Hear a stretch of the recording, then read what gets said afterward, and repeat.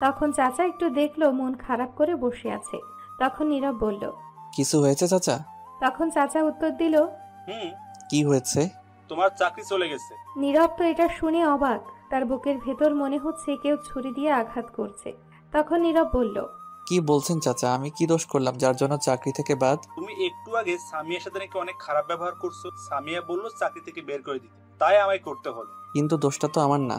এখন দোষ খুঁজে লাভ নেই, যেহেতু বলে দিছে তাই করতে হবে।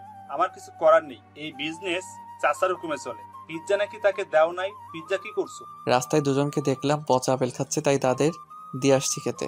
ঠিক আছে, এখন রুমে গিয়ে কাপড় গুছিয়ে অন্য কাজ খুঁজতে চলে যাও। ঠিক আছে। হায় রে কপাল আমার।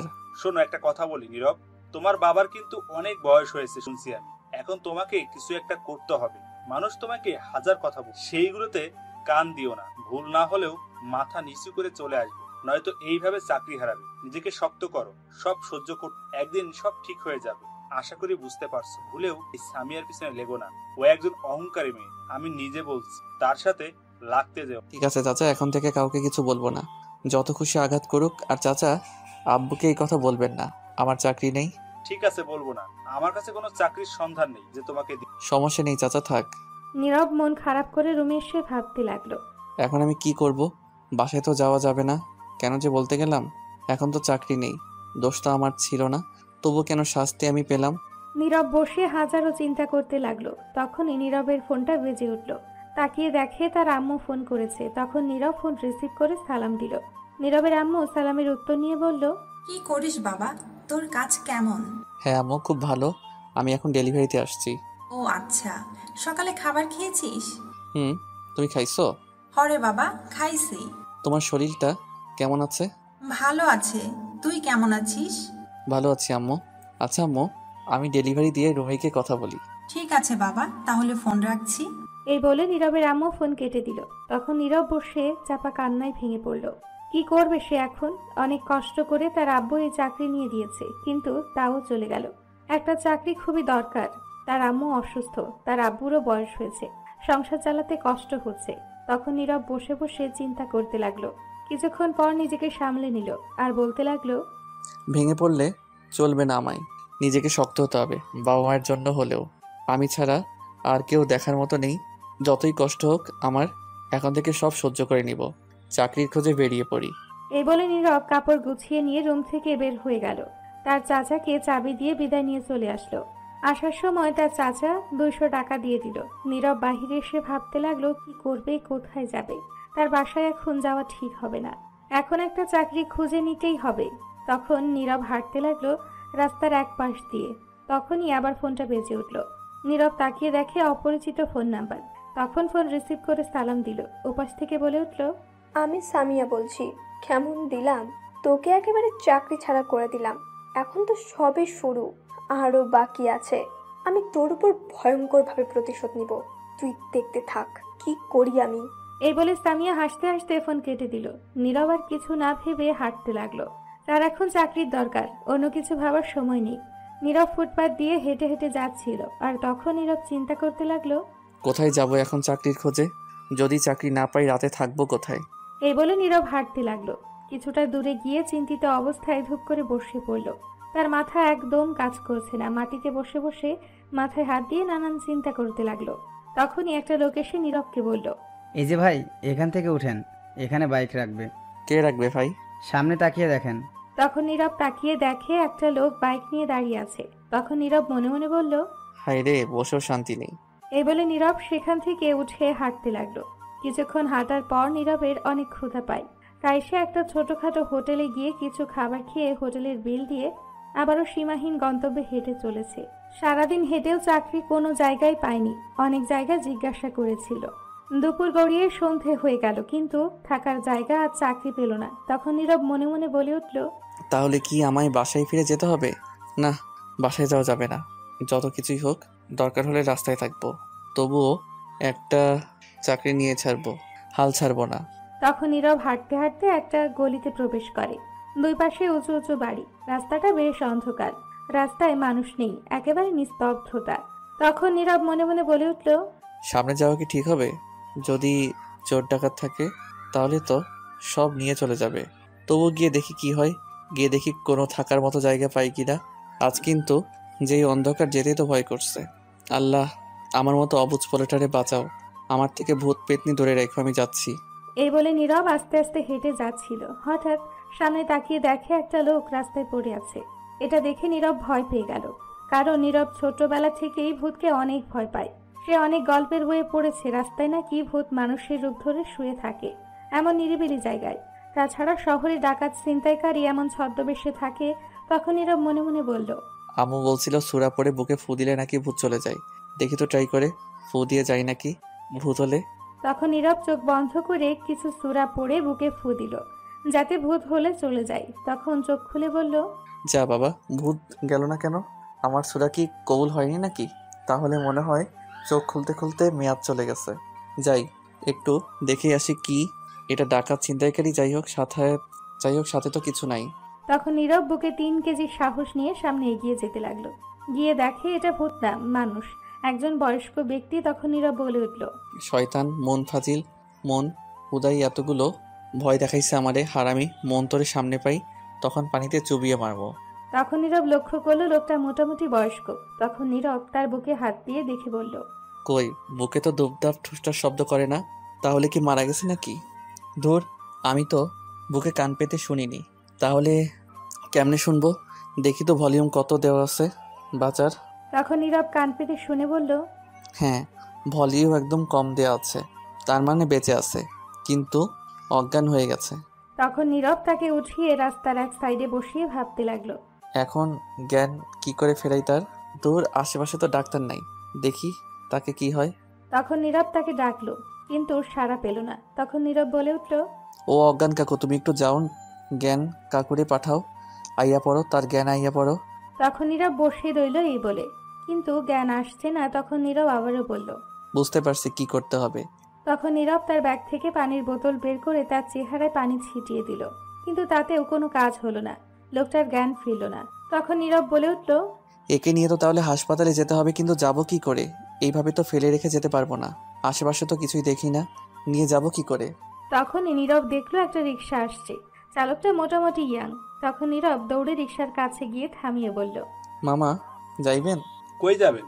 হাসপাতালে একজন লোক অজ্ঞান হয়ে পড়ে আছে, তাকে নিয়ে। কি বলছেন? কই? সামনে দেখুন। তখন রিক্সা চালক দেখলো এক লোক। তখন বলে উঠল, জলদি চলুন নিয়ে। আমি তো হাসপাতাল চিনি না, এইদিকে কোথায়? আপনি একটু নিয়ে যান।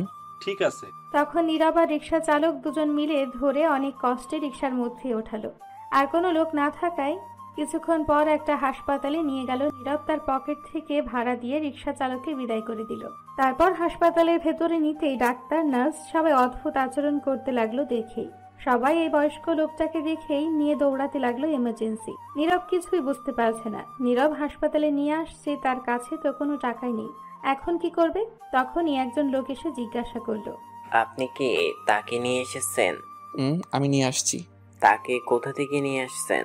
জি, আমি একটা গলির ভিতর দিয়ে যাচ্ছিলাম, তখনই তাকে দেখলাম অজ্ঞান হয়ে পড়ে আছে। জায়গাটার নাম জানি না, তারপর রিক্সা দিয়ে নিয়ে আসলাম, কিন্তু আমার কাছে তো কোনো টাকা নেই। কোনো টাকা লাগবে না, আপনি যা করছেন তার পুরস্কার অবশ্যই পাবেন। ঠিক বুঝলাম না। পরে জানতে পারবেন, আপাতত অজানা থাক। আপনার ফোন নাম্বার আর কোথায় থাকেন ওই কাউন্টারে লিখে যান। নীরব কিছু বলতে যাবে, তখনই লোকটাকে একজন ডাকলো। লোকটা তখন চলে গেল। নীরব তখন শুধু ফোন নাম্বার আর নাম লিখে দিয়ে চলে আসলো, আর ভাবতে লাগলো, কে এই লোকটা, যাকে দেখা মাত্র সবাই তার পিছনে ছুটতে লাগলো? সব ডাক্তার, নার্স। যাই হোক, তা জেনে আমার লাভ নেই। আমার শুধু একটা চাকরির দরকার এখন, আর আজ রাত কাটাতে একটা জায়গা দরকার। এই বলে নীরব হাসপাতাল থেকে বের হয়ে হাঁটতে লাগলো। কিছুক্ষণ হাঁটার পর বেশ রাত হয়ে গেছে। তখন নীরব একটা চায়ের দোকানে বসে চা আর বিস্কুট খেয়ে আবারও হাঁটতে লাগলো। এখন সে রাত কাটাতে সেই ভাঙা ফ্যাক্টরিতে যাবে। যাকে নীরব পিৎজা দিয়েছে আজ রাত তাদের সাথেই থাকবে, তাছাড়া আর কোনো পথ নেই। এই বলে নীরব হাঁটতে শুরু করলো। হাঁটতে হাঁটতে অনেকটা পথ যাওয়ার পর হঠাৎ দেখলো নীরবের পেছনে একটা গাড়ি আসছে, তাকে ফলো করে। নীরব তেমন গুরুত্ব না দিয়ে হাঁটতে লাগলো। তখনই নীরবের ফোনে কল আসলো। তাকিয়ে দেখে তার আম্মু ফোন করেছে। তখন নীরব ফোন রিসিভ করে সালাম দিল। ওপাশ থেকে সালামের উত্তর নিয়ে বলল, কি করিস বাবা? নীরব তখন ভাবতে লাগলো কি বলবে, সে কি উত্তর দিবে। তখন না চাইতেও মিথ্যা বলল, এই তো আম্মু, ডেলিভারি দিতে আসছি। রাতের খাবার খেয়েছিস বাবা? না আম্মু, তুমি আব্বু খেয়েছো? হুম বাবা। আব্বু কোথায়? শুয়ে আছে। শোন বাবা, তোকে একটা কথা বলি। বলো আম্মু। তোর আব্বু এই চাকরিটা ছেড়ে দিয়েছে। আমি বলেছি ছেড়ে দিতে, কারণ তোর আব্বু এই কাজটা করতে খুব কষ্ট হচ্ছে। এখন দিন দিন অসুস্থ হয়ে পড়ছে। সকালে বিছানা থেকে উঠতেই পারে না।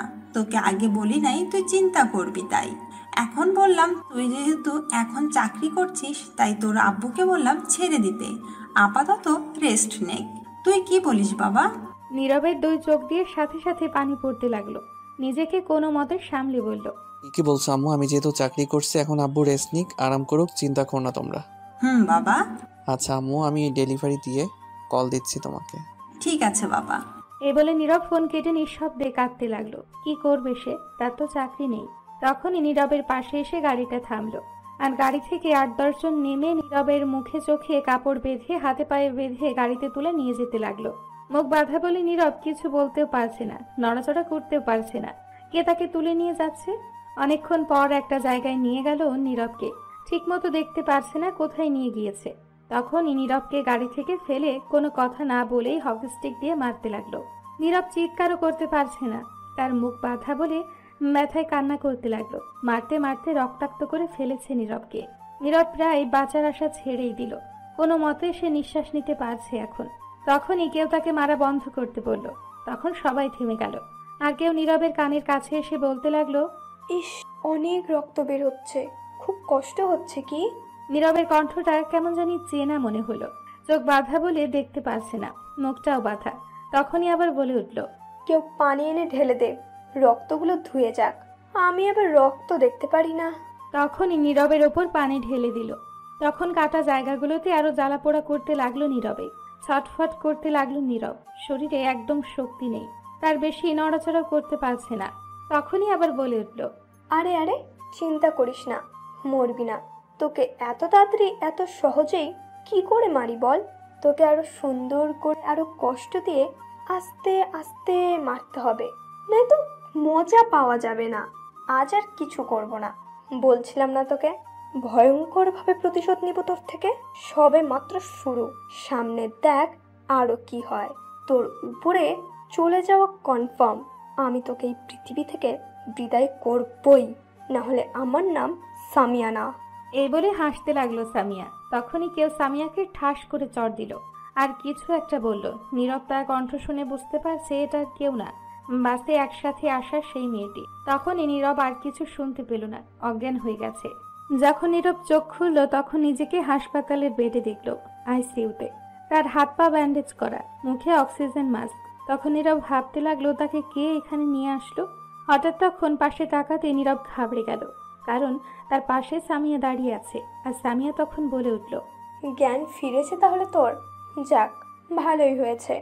ঘাবড়ে যাচ্ছিস কেন? ভয় পাচ্ছিস বুঝি? তখন সামিয়া নীরবের কাছে গিয়ে বলল, এখনো তো কিছুই করি নাই তোকে, ঘাবড়ে যাচ্ছিস কেন? তোকে এখন কিছু না করলেও ভালো লাগবে না। একটু কষ্ট তো দিতেই হবে, ধীরে ধীরে উপরে পাঠাতে হবে তো। এই বলে সামিয়া নীরবের মুখ থেকে অক্সিজেন মাস্ক খুলে ফেলল। নীরব তখন ছটফট করতে লাগলো। তখন সামিয়া আবার বলে উঠল, কষ্ট হচ্ছে বুঝি? দাঁড়া, কষ্ট কমিয়ে দিচ্ছি। এই বলে সাথে সাথে এক হাত দিয়ে গলা চেপে ধরলো সামিয়া। তখন নীরব ছটফট করতে লাগলো। তখন সামিয়া কানের কাছে গিয়ে আবার বলে উঠল, যন্ত্রণা হচ্ছে বুঝি? খুব কষ্ট হচ্ছে, তাই না? আর একটু কষ্ট কর, একেবারে উপরে চলে যাস, কষ্ট কম হবে। আমি উপরে পাঠিয়ে দিচ্ছি তোকে, চিন্তা করিস না।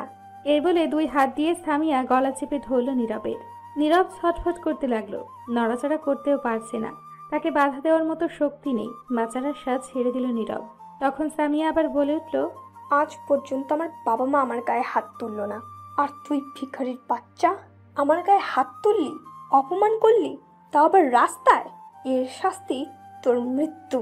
তখনই কেউ সামিয়াকে পেছন থেকে টেনে একটু দূরে নিয়ে গেল ছাড়িয়ে। তখন নীরব কাশতে লাগলো, আর লক্ষ্য করলো সেই মেয়েটা। তখন সামিয়াকে ঠাস করে একে একে 4টি চড় দিল। চড় দিয়ে ধাক্কা দিয়ে নিয়ে দেওয়ালের সাথে সামিয়াকে চেপে ধরলো, আর বলল, তুই যদি আমার বান্ধবী না হতি তাহলে তোকে আমিই মেরে ফেলতাম। তোর মতো অমানুষ আর একটাও নেই। এমন বান্ধবী আমার দরকার নেই। ভাগ্য ভালো তুই আমার বান্ধবী, নয়তো এতক্ষণে তুই হসপিটালের বেডে থাকতি আর পুলিশের হাতে। তমা গলা ছাড় আমার। তখন সেই মেয়েটা মানে তমা কিছু বলতে যাবে তার আগেই সামিয়া তমাকে একটা চড় দিল আর বলল, তোর এত চলছে কেন এই ছোট লোক ভিখারি বাচ্চাটার জন্য? তখন তমা সামিয়াকে ঠাস করে আরো 2টা চড় দিয়ে সামিয়ার গলা চেপে ধরল আর বলল, হাত ভেঙে ফেলবো গায়ে হাত দিলে আমার। ছাড় বলছি, নয়তো খুব খারাপ হবে। আর কি বলছিলি? আমার জ্বলছে কেন? সে একজন মানুষ, আমিও একজন মানুষ। সে যেই মাটির তৈরি আমিও সেই মাটির তৈরি। তাকে যিনি সৃষ্টি করেছেন আমাকে তিনি সৃষ্টি করেছেন। সে যেই ধর্মেরই আমিও সেই ধর্মের। পার্থক্য শুধু ধনী গরিব নারী পুরুষ, কিন্তু মানুষ আমরা একই। তাহলে জ্বলবে না কেন? জ্বলবেই তো, একই মাটির মানুষ। অত্যাচার করলে, কারো প্রতি আঘাত করলে উচিত এগিয়ে গিয়ে প্রতিবাদ করা, বিপদে পাশে থাকা। তাই করছি আমি। তোদের মতো কিছু মানুষ নিজেকে এমন অহংকারী বানিয়ে নিছিস, টাকার গরমে তোদের কাছে তোদের দাম আছে, অন্য কারোর দাম নেই। ভুল তুই করেছিস, এই ছেলেটার সাথে খারাপ আচরণ করছিস, তাই সেও প্রতিবাদ করেছে। আর তুই সোজা মারতে চলে আসলি কেন? সেখানে মারলেও কি তোর শান্তি হতো না? আবার হসপিটালে আসছিস কেন? সামিয়া তখন তমাকে ধাক্কা দিয়ে সরিয়ে দিল আর বলল, আমি একে মারবই। তুই আমার গায়ে হাত তুলে ভুল করলি, তোর শাস্তি তুইও পাবি। তাই নাকি? ঠিক আছে, দেখি কি করি। এখন যাবি নাকি পা থেকে জুতো খুলবো? তোকে আমি দেখে নিব, তোদের দুজনকেই মারবো। স্বপ্ন দেখ, বাড়ি গিয়ে যা। খুব শিগগিরই তোদের দুটোকেই মারবো। এই বলে সামিয়া রেগে চলে গেল। ততক্ষণে ডাক্তার ভেতরে চলে এসেছিল। নীরবের মুখে অক্সিজেন মাস্ক লাগিয়ে ঘুমের ইঞ্জেকশন দিয়ে ঘুম পাড়িয়ে দিল। আর ঝগড়া দেখছিল। তখন তমা বলে উঠল, কি অবস্থা এখন তার? আর একটু হলেই মৃত্যু হতো। তখন তমা রেগে গিয়ে বলল, অনুমতি ছাড়া কি করে ভেতরে অন্য কেউ প্রবেশ করে? আর নার্স কই? সব মরছে নাকি? একা ফেলে চলে গেছে? ক্ষমা করবেন ম্যাডাম। তখন নার্স এসে বলল, আসলে ম্যাম হয়েছে কি, তিনি এসে বলল আপনার প্রিয়, তাই ভিতরে আসতে দেওয়া হয়েছে। তিনি বলল যেতে, তাই চলে গেছি। আমি কি বলে গেছিলাম আমি ছাড়া কেউ প্রবেশ করতে পারবে না? এখন যদি কিছু হতো? সরি ম্যাডাম, আর এমন হবে না, ক্ষমা করবেন। ঠিক আছে, এখন সবাই যান, মাথা গরম হয়ে গেছে। তখন সবাই চলে গেল। তমা গিয়ে নীরবের পাশে বসে রইল। নীরবের ঘুম ভাঙতে দেখলো তমা বসে আছে আর তার দিকেই তাকিয়ে আছে। তখন তমা বলে উঠল, গুড মর্নিং। তখন নীরব আস্তে করে বলে উঠল, এখন কি সকাল? হুম। আমায় এইখানে কে নিয়ে আসলো? আমি নিয়ে আসছি। কি বলেছে আপনাকে ধন্যবাদ দিব? ভাষা হারিয়ে ফেলছি। হয়েছে, থাক। আচ্ছা, আমি এখানে আছি কতক্ষণ হলো অজ্ঞান ছিলাম? প্রায় 2 দিন পর আজ আবার চোখ খুলল। নীরব বেশ অবাক হয়ে গেছে এটা শুনে। তখন তার আব্বু আম্মুর কথা ভাবতে লাগলো। কি বলছেন? আমার আব্বু আম্মু তো তাহলে চিন্তা করবে। চিন্তা করবে না, ভয় পাওয়ার কিছু নেই। আমি বলছি চিন্তা না করতে। সে কি? আপনি কি বলছেন? চুপ করুন তো, সময় হলেই জানবেন। আমার কাছে তো কোনো টাকা নেই। হাসপাতালের বিল কি করে দিব? বাসা থেকেও দিতে পারবে না। আব্বু আম্মু অসুস্থ, ঢাকা আসছি চাকরির খোঁজে, কিন্তু পেলাম না। আপনাকে টাকার চিন্তা করতে বলছি? এখন চুপ করুন। আমি খাবার নিয়ে আসছি, খাইয়ে দিচ্ছি। ওষুধ খেতে হবে। এখন তো আরো বেশি চিন্তা বেড়ে গেছে। কেন? কিসের চিন্তা বেড়ে গেছে? চিন্তা তো করতেই হবে। আব্বু চাকরি ছেড়ে দিয়েছে, অসুস্থ আব্বু, তারপর আবার আম্মু অসুস্থ। তারা ভাবছে আমি চাকরি করছি, কিন্তু আমার তো চাকরি চলে গেছে যেটা করতাম। আব্বু অনেক কষ্ট করে একটা চাকরি জোগাড় করে দিল এই ঢাকায়, তাই আসলাম, কিন্তু সেটা আপনার বান্ধবীর জন্য চলে গেছে। তার মানে সামিয়া চাকরি আপনার কেড়ে নিল? নতুন চাকরির খোঁজে বের হয়েছিলাম, আপনার বান্ধবী মেরে এখন হাসপাতালে পাঠিয়ে দিল। এখন কি করব আমি? বাসায় না খেয়ে থাকবে কিছুদিন, পর থেকে টাকা না দিলে সংসার চলবে না। এখন আবার হাসপাতালে ভর্তি, হাত পা প্রায় ভাঙা। এখন তো 1 মাস আগে আর কিছু করতে পারবো বলে মনে হয় না। বাসাও যেতে পারবো না। আব্বু চাকরি ছেড়ে দিয়েছে, অ্যাক্সিডেন্টের কথাও বলা যাবে না। এইখানেও থাকার জায়গা নেই, বাসায়ও যেতে পারবো না। তাহলে না খেয়ে মরতে হবে। এখন থাকবো কোথায়? এটা বলে নীরব নিস্তব্ধ হয়ে গেল। তমা এগুলো শুনে চুপ করে রইল। তখন নীরব আবার বলে উঠল, সব দোষ আমার, কেন যে কিছু বলতে গেলাম। তখন তমা বলে উঠল, কোনো দোষ নেই আপনার, যা বলছেন সব ঠিক করছেন। তাই তো, এখন চাকরি ছাড়া মাইর খেয়ে হাসপাতালে, এখন আমায় দেখবে কে আর টাকা দিবে কে সংসারে বাসায়? আমি দিব যত টাকা লাগে। আপনি কেন দিবেন আমায়? তমা চুপ করে রইল এটা শুনে। তখন নীরব আবারও বলে উঠল, এমনিতেই আপনি আমার জন্য অনেক কিছু করছেন। হাসপাতালে নিয়ে আসছেন, চিকিৎসার জন্য টাকা দিয়েছেন, 2 দিন পরিবার ছেড়ে এখানে, বান্ধবীকে মেরেছেন, মাইর খেয়েছেন, সম্পর্ক শেষ হয়ে গেছে আমার জন্য আপনাদের। বান্ধবী কাকে বলছেন? এমন অমানুষ কখনো বান্ধবী হতে পারে না। দোষ তো আমারই সব। এই বলে নীরব চুপ করে রইল। তখন সাথে তমাও চুপ করে রইল। দুজনেই নিস্তব্ধ হয়ে গেল। কিছুক্ষণ পর তমা কিছু একটা ভেবে বলে উঠল, আমরা কি বন্ধু হতে পারি? ঠিক আছে, আমাদের মধ্যে তুমি করে কথা হবে। কিন্তু বন্ধু হলে তো তুই করে বলতে হয়। না, আমাদের মাঝে তুমি করে কথা হবে। ঠিক আছে। টাকার চিন্তা করতে হবে না, আমি দিব যত টাকা লাগে। মনে করো ধার দিচ্ছি, চাকরি নিয়ে পরিশোধ করে দিব। কিন্তু কোনো চিন্তা না, যা বললাম তাই হবে। আর আমি যেখানে থাকি সেই ফ্ল্যাটে থাকি। আমার পাশের একটা রুম আছে, ভাড়া হবে, সেটা ভাড়া নিয়ে দেব। তাহলে আমি দেখে রাখতে পারবো, কোনো সমস্যা হবে না। আচ্ছা, সেটা পরে দেখা যাবে। আগে বলো, তোমার পরিবারে কে কে আছে? অনেকে আছে, আবার নেই। ঠিক বুঝলাম না। বোঝা লাগবে না, অন্য একদিন বলবো, এখন অজানা থাক। না, এখন বলতে হবে। তোমার আব্বু কি করে? বললাম তো, এখন কিছু বলতে পারবো না। আচ্ছা ঠিক আছে, রেগে যাচ্ছ কেন? আমি খাবার নিয়ে আসছি, খেয়ে ওষুধ খেতে হবে। এই বলে তমা উঠে গেল খাবার নিতে। তখন নীরব বলে উঠল, বুঝলাম না, পরিবারের কথা বলায় রেগে গেল কেন? এদিকে সামিয়া বাসায় গিয়ে কান্নায় ভেঙে পড়ল। তা দেখে তার আব্বু আম্মু দৌড়ে গিয়ে বলতে লাগলো, কি হয়েছে মা, তুই কাঁদছিস কেন? কি হয়েছে মা, বল। তখন সামিয়া বলল, আমি আর বেঁচে থাকতে চাই না। এ বলে কাঁদতে লাগলো। তখন সামিয়ার আব্বু বলল, এইগুলো বলিস না মা, কি হয়েছে বল মা, তোকে কেউ কিছু বলেছে? শুধু বলে উনি আমার গায়ে হাত তুলেছে, অনেক খারাপ খারাপ কথা বলেছে। কার এত সাহস আমার মেয়ের গায়ে হাত তুলে? ওর হাত আমি কেটে ফেলবো। বল মা, কে সে, কোথায় থাকে, তুই চিনিস? কি হয়েছে ঘটনাটা বলতো মা, কি জন্য হাত তুলেছে তোর গায়ে, বলতো। আমি কিছুদিন আগে গাড়ি চালাচ্ছিলাম রাস্তায়, তখনই হঠাৎ করে রিক্সার সাথে ধাক্কা লাগে গাড়িটা, আর তাতেই রিক্সা থেকে একটা ছেলে পড়ে যায়। আমি গিয়ে সরি বললাম, কিন্তু ছেলেটা অনেক বাজে কথা বলছে। আমি চুপচাপ ছিলাম, দোষ আমার বলে। তখন দেখলাম রিক্সাটা একটু পিছনে বাঁকা হয়ে গেছে, তাই তখন আমি রিক্সা চালককে অনেকগুলো টাকা দিলাম রিক্সা ঠিক করে নিতে, সাথে ছেলেটাকে দিলাম। তখন ছেলেটা টাকা না নিয়ে আমার মুখে ছুঁড়ে মারলো। আমি কথা না বাড়িয়ে চলে আসলাম সব সহ্য করে। ছেলেটার পিৎজা ডেলিভারিতে কাজ করত। আমি সেদিন পিৎজা অর্ডার দিলাম, তখন সেই ছেলেটি পিৎজা নিয়ে আসলো। এসে আবারও বাজে কথা বলছে, চর দিয়েছে, পিৎজা না দিয়ে নিয়ে চলে গেছে। তবুও কিছু বলি নাই। আজ হাসপাতালে গেলাম, তখন সেই ছেলেটিকে দেখলাম হাসপাতালে। তখন আমি কিছু কথা বলছি রেগে, তখন তমা আর ছেলেটা মিলে আমায় অনেক মারছে। দেখছেন ঘটনা ঘটছে কি আর বানিয়ে বলছে কি। ঠাটা পড়বো শয়তান, মিথ্যাবাদী মাইয়ার ওপর। এই বলে সামিয়া কাঁদতে লাগলো। তখন সামিয়ার আব্বু বলে উঠল, কি, তোমা তোকে মারছে? এত কিছু হয়ে গেল, আমায় আগে বলিসনি কেন? তখন সামিয়ার আম্মু বলে উঠল, এখন তো শুনেছ, যাও এখনই গিয়ে তোমাকে আর ছেলেটাকে হাত পা ভেঙে দিয়ে আসো, যাতে সারা জীবন হুইল চেয়ারে বসে থাকে। কত বড় সাহস আমার মেয়ের গায়ে হাত তুলে। তুই চিন্তা করিস না মা, আমি এখনই যাচ্ছি, গিয়ে দুটোকে আমি মেরে আসছি। না আব্বু, তোমার কিচ্ছু করতে হবে না। সে কি রে মা, এত কিছুর পরও বলছিস কিছু করব না? আজ পর্যন্ত আমি তোর গায়ে হাত তুলিনি, আর কোথাকার কোন ছেলে তোর গায়ে হাত তুললো, সাথে তোমা। এদের আমি না মেরে শান্ত হব না, তুই যাই বলিস না কেন। আমি কি বলছি কিছু বলবো না? তোমার কিছু করতে হবে না, যা করার আমি করব। আমি প্রতিশোধ নিব, শুধু তোমার হেড লাগবে আর আম্মুর। ঠিক আছে, এমন শিক্ষা দিবি যাতে সারা জীবন মনে রাখে। আব্বু, তাই করব, চিন্তা করো না। এখন চল মা, ঘরে চল, তোকে কিছু বলছি, কি করবি? তখন সামিয়াকে নিয়ে তার আব্বু আম্মু রুমে চলে গেল। এদিকে নীরবকে তমা খাইয়ে দিয়ে ওষুধ খাইয়ে দিল। তারপর দুজনে মিলে গল্প করতে লাগলো। এদিকে নীরব যাকে হাসপাতালে ভর্তি করে দিয়ে এসেছিল, তার জ্ঞান ফেরার পর থেকে নীরবকে খুঁজতে লাগলো। তখন লোকটি একটি নার্সকে জিজ্ঞাসা করলো, নার্স, আমাকে এখানে যে নিয়ে আসছে তার কি কোনো ফোন নাম্বার, ঠিকানা বা নাম বলে গেছে? জি স্যার, আছে। আপনার মেয়ে রিয়ার কাছে নাম্বার আর নাম ছিল, সেটা আছে। কোথায়?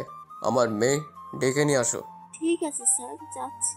তখন নার্স আইসিইউ থেকে বের হয়ে রিয়াকে খুঁজতে লাগলো। অনেক খুঁজে কাউন্টারের কাছে গিয়ে পেল রিয়াকে। তখন দেখলো রিয়া একটি লোকের সাথে কথা বলছে। এটা আর কেউ না, নীরবকে যে ঠিকানা আর ফোন নাম্বার লিখে দিতে বলল সে। তখন নার্স গিয়ে বলল, ম্যাডাম, আপনার আব্বু আপনাকে যেতে বলেছে। তখন রিয়া বলে উঠল, 1 মিনিট দাঁড়াও। এই বলে লোকটাকে বলল, বলো না কাকা, ছেলেটা কি ইয়াং নাকি বয়স্ক? কেন বলতো? তুমি বলো আগে। ইয়াং বয়স, কম দেখে, যা বুঝলাম। এটা শুনে রিয়া মুচকি হেসে মনে মনে বলল, ইয়াহু, হয়ে গেছে। তখন আবার রিয়া বলে উঠল, দেখতে কেমন কাকা? তুই কি শুরু করলি বলতো? বলো না। তোকে ফোন নাম্বার আর নাম লিখে দিলাম, তোর আব্বুকে নিয়ে দিবি। আর তুই এগুলো জেনে কি করিস?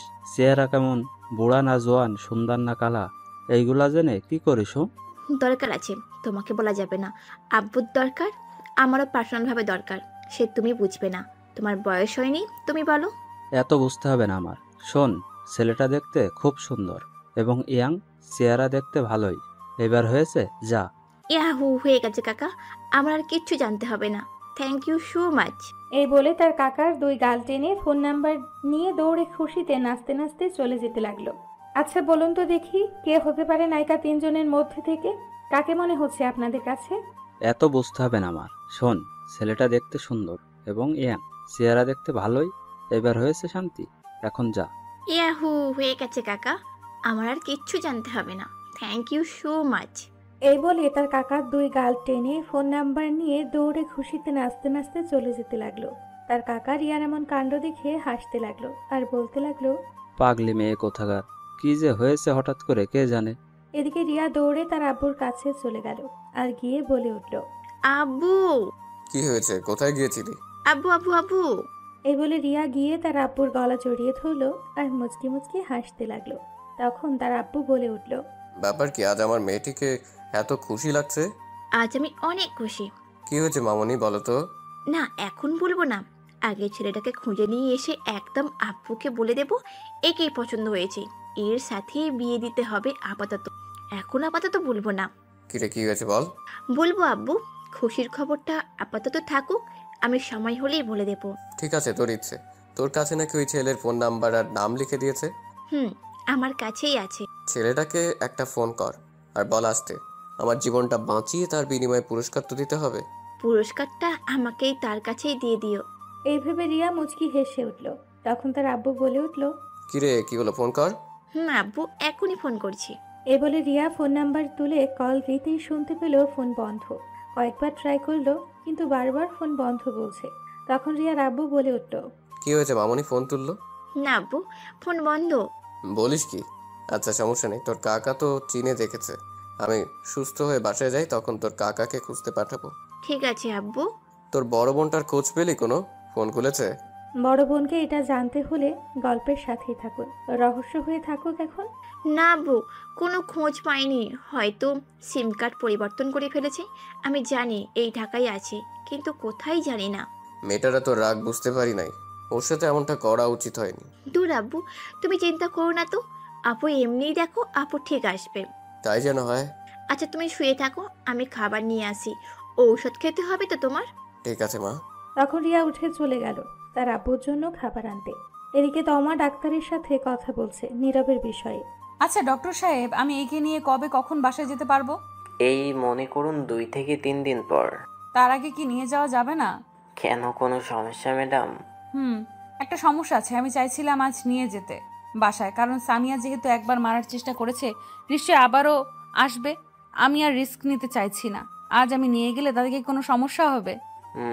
সমস্যা বলতে, যদি বাসায় নিয়ে যেতে চান তাহলে তাকে নড়াচড়া করতে দেওয়া যাবে না। ভালো করে তার প্রতি খেয়াল রাখতে হবে, ওষুধ ঠিক মতো খেতে হবে, যত্ন নিতে হবে। বলতে গেলে একজন লোক তার পাশে 24 ঘন্টা থাকতে হবে। ঠিক আছে, সমস্যা নেই, তাহলে আজ সন্ধ্যায় নিয়ে যাব আমি। এই বলে ডাক্তারের রুম থেকে বের হয়ে নীরবের কাছে আসলো। এসে বলল, শোনো, আমি আজকে তোমাকে নিয়ে হসপিটাল থেকে বাসায় নিয়ে যাব। নীরব এটা শুনে কিছুটা অবাক হয়ে বলল, সে কি, কেন বাসায় গেলে? আমায় দেখে রাখবে কি? আমি তো সবকিছু করতে পারবো না। আমি এখন হাঁটতেও পারবো না ঠিক মতো। আমি আছি কিসের জন্য? এই জন্য তো আমার রুমের সামনে রুম নিলাম, আমি সেবা করব। তুমি কেন আমার সেবা করবে? থাকবে, মানুষ কি বলবে, অনেক খারাপ বলবে। কে কি বললো তা নিয়ে আমি মাথা ঘামাই না। আমি না খেয়ে থাকলে অন্য মানুষ এসে জিজ্ঞেস করবে না, খাইয়ে দিয়ে যায় না, তাহলে আমি কেন অন্য মানুষের কথা শুনবো? আমরা বন্ধু, সো আমি একজন বন্ধু হয়ে আর একটা বন্ধুর সেবা করতেই পারি। তোমার এমন খারাপ পরিস্থিতিতে যদি আমি না থাকি, তাহলে বন্ধুত্বের কোনো দাম নেই। তুমি আমার জন্য অনেক কিছু করছো। আমি সুস্থ হয়ে নেই, তখন তুমি তার বিনিময়ে যা চাইবে দিব। আমার কিছু লাগবে না, চুপ করে থাকো। দেখতে দেখতে দুপুর গড়িয়ে সন্ধে হয়ে গেল। সন্ধ্যায় অ্যাম্বুলেন্সে করে সোজা একটা ফ্ল্যাটের এইখানে নিয়ে আসলো তমা। আগে থেকে কথা বলে ঠিক করে রেখেছে 2য় তলার রুম। নীরবকে তার রুমে গিয়ে শুইয়ে দিল। তারপর সবাই চলে গেল। নীরব রুমে গিয়ে পুরাই অবাক। রুমে সবকিছু আছে, টিভি, খাট, সোফা সেট, পুরো রুমটা খুব সুন্দর করে সাজানো। দেখে বোঝা যাচ্ছে একদম নতুন জিনিস, আজকে সব কেনা হয়েছে। তখন তমা রুমে আসলো আর বলল, কেমন লাগলো? রুমটা পছন্দ হয়েছে? তা হয়েছে, কিন্তু এইগুলো জিনিস কার মনে হচ্ছে নতুন সব? হ্যাঁ, আজ দুপুরে কিনে নিয়ে আসছে। এইগুলো সবই আজ থেকে তোমার। আমি ফোন করে বলে দিয়েছি, তারা এসে রুম সাজিয়ে দিয়ে গেছে। তুমি এত টাকা কোথায় পেলে? আর এত কিছুর কি দরকার ছিল? আমি কি বলেছি এইগুলো কিনতে? কে বলছে কিনতে? আমি কিছু নিব না। টাকা কোথা থেকে তা তোমার জানতে হবে না, আর প্রশ্ন করবে না। আমি দিয়েছি মানে নিতেই হবে, রাগ তুলবে না বলে দিলাম। রাখো, আমার কি এগুলো আমি একটাও নিব না? সবগুলো দিয়ে আসো আবার রুম থেকে এখনই। দেখো, বেশি কথা বলবি না। আমি দিয়েছি মানে নিতেই হবে, এত কথা বলিস কেন? সুস্থ হয়ে নেই, কিছু নিব না এগুলো, ঠিক আছে? তুমি শুয়ে থাকো, আমি খাবারের ব্যবস্থা করছি। তোমাকে খাইয়ে দিয়ে আবার ওষুধগুলো খাইয়ে দিতে হবে। এই বলে চলে গেল তমা। কিছুক্ষণ পর খাবার নিয়ে এসে নীরবকে খাইয়ে দিয়ে ওষুধ খাইয়ে দিল। খাইয়ে তমা একটু তার রুমে যেতেই ফোন বেজে উঠল। তখন তাকিয়ে দেখে ডাক্তারের ফোন। তখন তমা রিসিভ করতেই বলে উঠল, ম্যাডাম, আপনি ঠিক বলেছিলেন, সামিয়া আসতে পারে। সামিয়া কিছুক্ষণ আগেই আসছিল, এসে নীরবের খোঁজ করে গেছে। আমি জানতাম এমনই হবে, তাই তো নিয়ে চলে আসছি। আমরা কোথায় আছি বলে দেননি তো? না ম্যাডাম, বলেনি। কিসের জন্য আসছি কিছু জানেন? কিছু জিজ্ঞেস করছে? কিসের জন্য আসছে জানি না, তবে আজ অনেক লোক নিয়ে আসছে, সাথে ফুল নিয়েও আসছিল। বুঝতে পারছি, নতুন কোনো কিছু করতে চাচ্ছে। আচ্ছা, আমরা কোথায় কেউ যেন না জানে। ঠিক আছে। এই বলে ফোন কেটে দিল। এভাবে চলে গেল 20 দিন। এখন নীরব অনেকটাই সুস্থ আছে, হাঁটতে পারে ঠিক মতো। এই 20 দিন তমা নীরবের পাশে সারাক্ষণ ছিল, তার সেবা যত্ন করেছে, সব কাজ করে দিয়েছে নীরবের। কাছে থাকতে থাকতে তমা নীরবের প্রতি দুর্বল হয়ে গেছে, মানে তার প্রতি এক প্রকার ভালো লাগা সৃষ্টি হয়ে গেছে। কিন্তু নীরব এখনো বন্ধু ভাবে তমাকে। অনেকদিন পর আজ নীরব বাসা থেকে বের হলো। তমা ঘুমিয়েছিল, তাই বের হতে পেরেছে, নয়তো তমা বের হতে দেয় না। এমনকি নীরবের ফোনটাও তার হাতে দেয়নি, ফোন বন্ধ করে রাখতো। শুধু রাতে তার আম্মুকে ফোন দিয়ে কথা বলিয়ে দিত। আজ ফোনটা নিয়ে বাসা থেকে বের হয়েছে তমা। ঘুমিয়ে আছে বলে বাসা থেকে বের হয়েছে। ফোনটা চালু করতেই কিছুক্ষণ পর একটা অপরিচিত ফোন নাম্বার থেকে কল আসে। নীরব রিসিভ করতেই ওপাশ থেকে মেয়ে কণ্ঠে বলে ওঠে, ওই ওই ওই, আপনার ফোন বন্ধ ছিল কেন? আপনি নীরব তাই তো? জানেন আমি কতদিন যাবৎ অপেক্ষা করছি, ফোন দিচ্ছি আপনাকে। আমি রিয়া। আপনি এখন এই মুহূর্তে যেখানেই থাকেন সোজা উত্তরা আজিজ সাহেবের বাসায় আসেন। নীরব অবাক হয়ে গেছে হঠাৎ এমন কথা শুনে। অপরিচিত ফোন নাম্বার থেকে তখন নীরব বলে উঠল, কোন রিয়া? এই নামে আমি কাউকে চিনি না, আর আজিজ সাহেবকে তাকেও চিনি না। আমি আসতে পারবো না। আপনি আসলেই চিনতে পারবেন। আপনি প্লিজ আসুন, প্লিজ, অনেক দরকার আপনাকে। আমরা সবাই আপনাকে খুঁজছি। দেখুন, আমি এখন আসতে পারবো না। কখন আসবেন তাহলে বলুন? সঠিক বলতে পারি না, তবে কোনো এক সময় আসবো। না, আপনাকে এখনই আসতে হবে। এই নিন, আপনি আমার আব্বুর সাথে কথা বলুন। তখন রিয়া গিয়ে তার আব্বুকে ফোনটা দিল। তখন নীরব সালাম দিল। তখন ওপাশ থেকে সালামের উত্তর দিয়ে বলল, তুমি কি নীরব? জি আঙ্কেল, আমি নীরব। তুমি কি আমায় চিনতে পারছো? না আঙ্কেল। আরে ওই যে তুমি যে রাস্তা থেকে তুলে যাকে হাসপাতালে ভর্তি করে রেখে গেলে, আমি সেই লোক। ও হ্যাঁ, চিনতে পারছি। আপনি কেমন আছেন এখন আঙ্কেল? আপনার শরীর কেমন আছে এখন? আমি এখন ভালোই আছি। কি হয়েছিল আঙ্কেল তখন আপনার? আমার হার্টে সমস্যা আছে তো, তাই একটু তখন সমস্যা হয়েছিল, যার কারণে অজ্ঞান হয়ে গিয়েছিলাম। যাক, খুব খুশি হলাম শুনে এখন আপনি সুস্থ আছেন। আচ্ছা, তুমি কি এখন একটু আসতে পারবে আমার বাসায়? আঙ্কেল, এখন তো আসা সম্ভব না। আসলে আমি একটা দুর্ঘটনার শিকার হয়েছিলাম, হাতে পায়ে প্রচণ্ড আঘাত পেয়েছিলাম, 20 দিন বিছানায় শুয়েছিলাম। এখন সুস্থ হয়ে গেছি, আজকে ঘর থেকে এখন বের হয়েছি। আগামীকাল আসলে হয় না আঙ্কেল? আসলে আগামীকাল আমরা সবাই এক জায়গায় যাব, আসতে 2-3 দিন লেট হবে, তাই বলছিলাম আর কি। আজ আসতে দরকার ছিল, কিছু কথা ছিল। আচ্ছা তুমি বলো, আমি আমার গাড়ি পাঠিয়ে দিচ্ছি, কোন জায়গায় থেকে নিয়ে আসতে হবে বলো। ঠিক আছে আঙ্কেল, তাহলে আমি এই জায়গায় আসি। নীরব যে ফ্ল্যাটের মাঝে থাকে সেখানে একটা স্কুল আছে, সেটার ঠিকানা দিয়ে দিল। তখন রিয়ার আব্বু বলে উঠল, আরে এটা তো প্রায় আমাদের বাসা থেকে 15 মিনিট লাগবে, কাছেই আছো, তুমি একটু অপেক্ষা করো, গাড়ি আসছে। ঠিক আছে আঙ্কেল। এই বলে নীরব ফোন কেটে দিল আর গিয়ে দাঁড়িয়ে অপেক্ষা করতে লাগলো আর ভাবতে লাগলো, তোমাকে বলবো নাকি? তোমার তো ঘুমাচ্ছে, থাক ঘুমাক, ফোন দিলে বলে দিব, নয়তো যেতে দিবে না। কিছুক্ষণ পর আবারও বলে উঠল নীরব। এবার খেলা দেখাবো আমি, মিস সামিয়া, তুমি রেডি হয়ে থেকো, দেখে নিব তোকে। এই বলে সামিয়ার কথাগুলো ভাবতে লাগলো। নীরব তার উপর প্রতিশোধ নিবে আর দাঁড়িয়ে অপেক্ষা করতে লাগলো। কিছুক্ষণ পর একটা অপরিচিত ফোন নাম্বার থেকে কল আসলো। রিসিভ করে জানতে পারলো এটা রিয়ার আব্বুর পাঠানো ড্রাইভার কল করেছে। তখন নীরব তাকে খুঁজে নিয়ে তার সাথে সোজা চলে গেল রিয়ার আব্বুর বাসায়। সেখানে গিয়ে নীরব অবাক, কারণ সামিয়াদের বাসা থেকে অনেক বড় আর সুন্দর বাসা। নীরবের আর বুঝতে বাকি রইল না তারা সাধারণ কেউ না, বড়লোক। তখন নীরবকে নিয়ে ভেতরে সোফা সিটে বসালো আর ড্রাইভার গিয়ে সবাইকে ডেকে আনলো। তখন আজিজ সাহেব আসলো, সাথে নীরব লক্ষ্য করলো আরো দুটি মেয়ে। একটি মেয়েকে খুবই খুশি খুশি লাগছে। নীরব তার দিকে তাকাতেই চোখ টিপ মারল। নীরব এটা দেখে ব্যাকুল হয়ে গেছে। আজিজ সাহেব আসা মাত্র নীরব দেখে চিনে ফেলল আর সাথে সাথে দাঁড়িয়ে গেল। নীরব দাঁড়িয়ে সালাম দিল। তখন আজিজ সাহেব বসতে বসতে সালামের উত্তর দিয়ে বলল, বসো বাবা, তুমি তাহলে নীরব? জি আঙ্কেল, আমি নীরব। তখনই মেয়ে দুটো তার পাশে বসে সেখানে থেকে একটা মেয়ে বলে উঠল, আপনাকে কি বলে যে ধন্যবাদ দিব, ভাষা হারিয়ে ফেলেছি। আপনার জন্য আমার আব্বু এখনো বেঁচে আছে। নীরব কিছু বলতে যাবে তখন আজিজ সাহেব বলে উঠল, এটা হচ্ছে আমার বড় মেয়ে, নাম জান্নাত, আর এটা হচ্ছে আমার ছোট্ট মেয়ে রিয়া। নীরব রিয়ার দিকে তাকাতে আবারও চোখ টিপ মারল, সাথে কিস দেখালো। নীরব রিয়ার এমন কাণ্ড দেখে অবাক। রিয়া একটু খাটো, জান্নাতের চেয়ে, তাই বোঝাই যাচ্ছে ছোট। তখন রিয়ার বড় বোন জান্নাত বলে উঠল, আপনি বসুন, আমি খাবারের ব্যবস্থা করছি। না, এখন কিছুই খাবো না, আমি খাবার খেয়ে ওষুধ খেয়ে আসছি। ডাক্তার অনেক কিছু নিষেধ করেছে খাওয়ার জন্য, একটু অসুস্থ, তাই সুস্থ হলে ইনশাল্লাহ একদিন এসে খাবো। তা কি করে হয়, আসছেন কিছু হলেও খেতে হবে। বসেন, আমি ফল নিয়ে আসি। এই বলে চলে গেল জান্নাত। তখন আজিজ সাহেব বলে উঠল, তোমরা বাড়িতে কে কে আছে?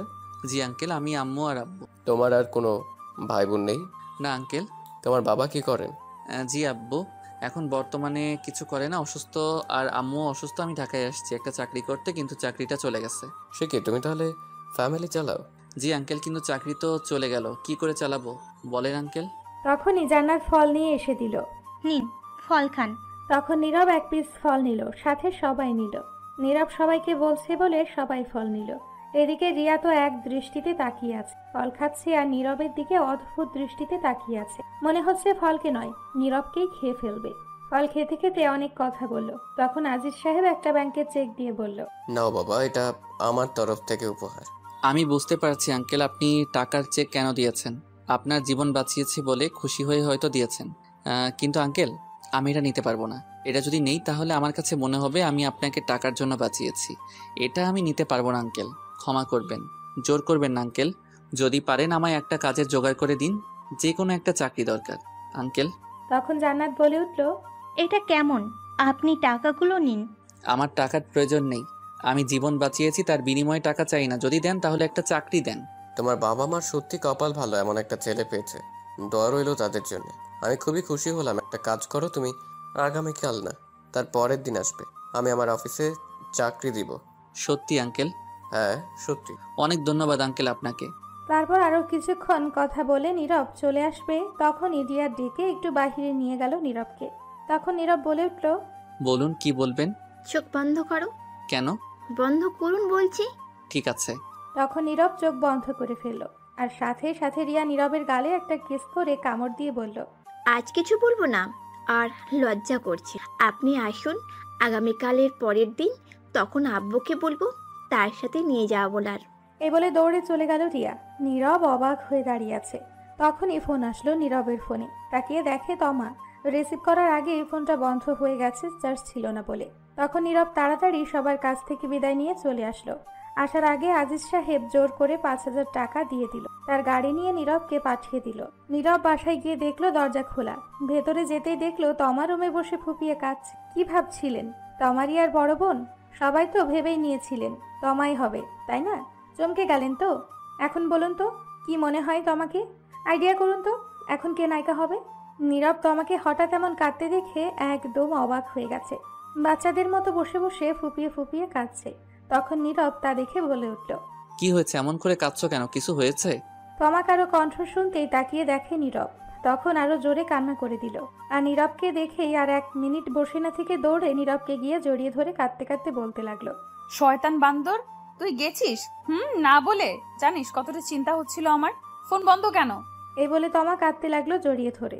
নীরব তমার এমন পাগলামি দেখে বুঝতে পারছে সে আসলে অতিরিক্ত তাকে নিয়ে চিন্তা আর ভয়ের ফলে কেঁদে দিয়েছে, আর এতক্ষণ পর দেখতে পেয়ে হয়তো নিজেকে কন্ট্রোল করতে না পেরে জড়িয়ে ধরে ফেলেছে। এটা হওয়ারই কথা, স্বাভাবিক, তার বলে যাওয়া উচিত ছিল, কারণ তমা তার পাশে থেকে সেবা যত্ন করেছে, তাই ভয় তো হবেই। এটা নীরব মনে মনে ভাবছে, কিন্তু তমার মনে অন্য কিছু, সেটা তো আপনারা সবাই জানেন। তমা নীরবের প্রতি অনেক দুর্বল হয়ে গেছে। এতদিন ধরে তার কাছে থেকে তার সেবা যত্ন কেয়ার করতে করতে ভালো লাগা তৈরি হয়ে গেছে। তার মন এখন সারাক্ষণ নীরবকে নিয়েই ভাবছে, মানে ভালোবেসে ফেলেছে। তখন নীরব তমাকে ছাড়িয়ে তখন বলতে লাগলো, তাই বলে কাঁদতে হয় নাকি? আমি একটু বাহিরে গিয়েছিলাম, তুমি ঘুমিয়েছিলে তাই ডাকি নাই। অনেকদিন রুমে শুয়েছিলাম, তুমি তো যেতে দাওনি বাহিরে, তাই একটু ঘুরে ফিরে আসছি। আর নীরব আর কিছু বলার আগেই তমা বলে উঠল, তাই বলে কি বলে যাওয়া যায় না?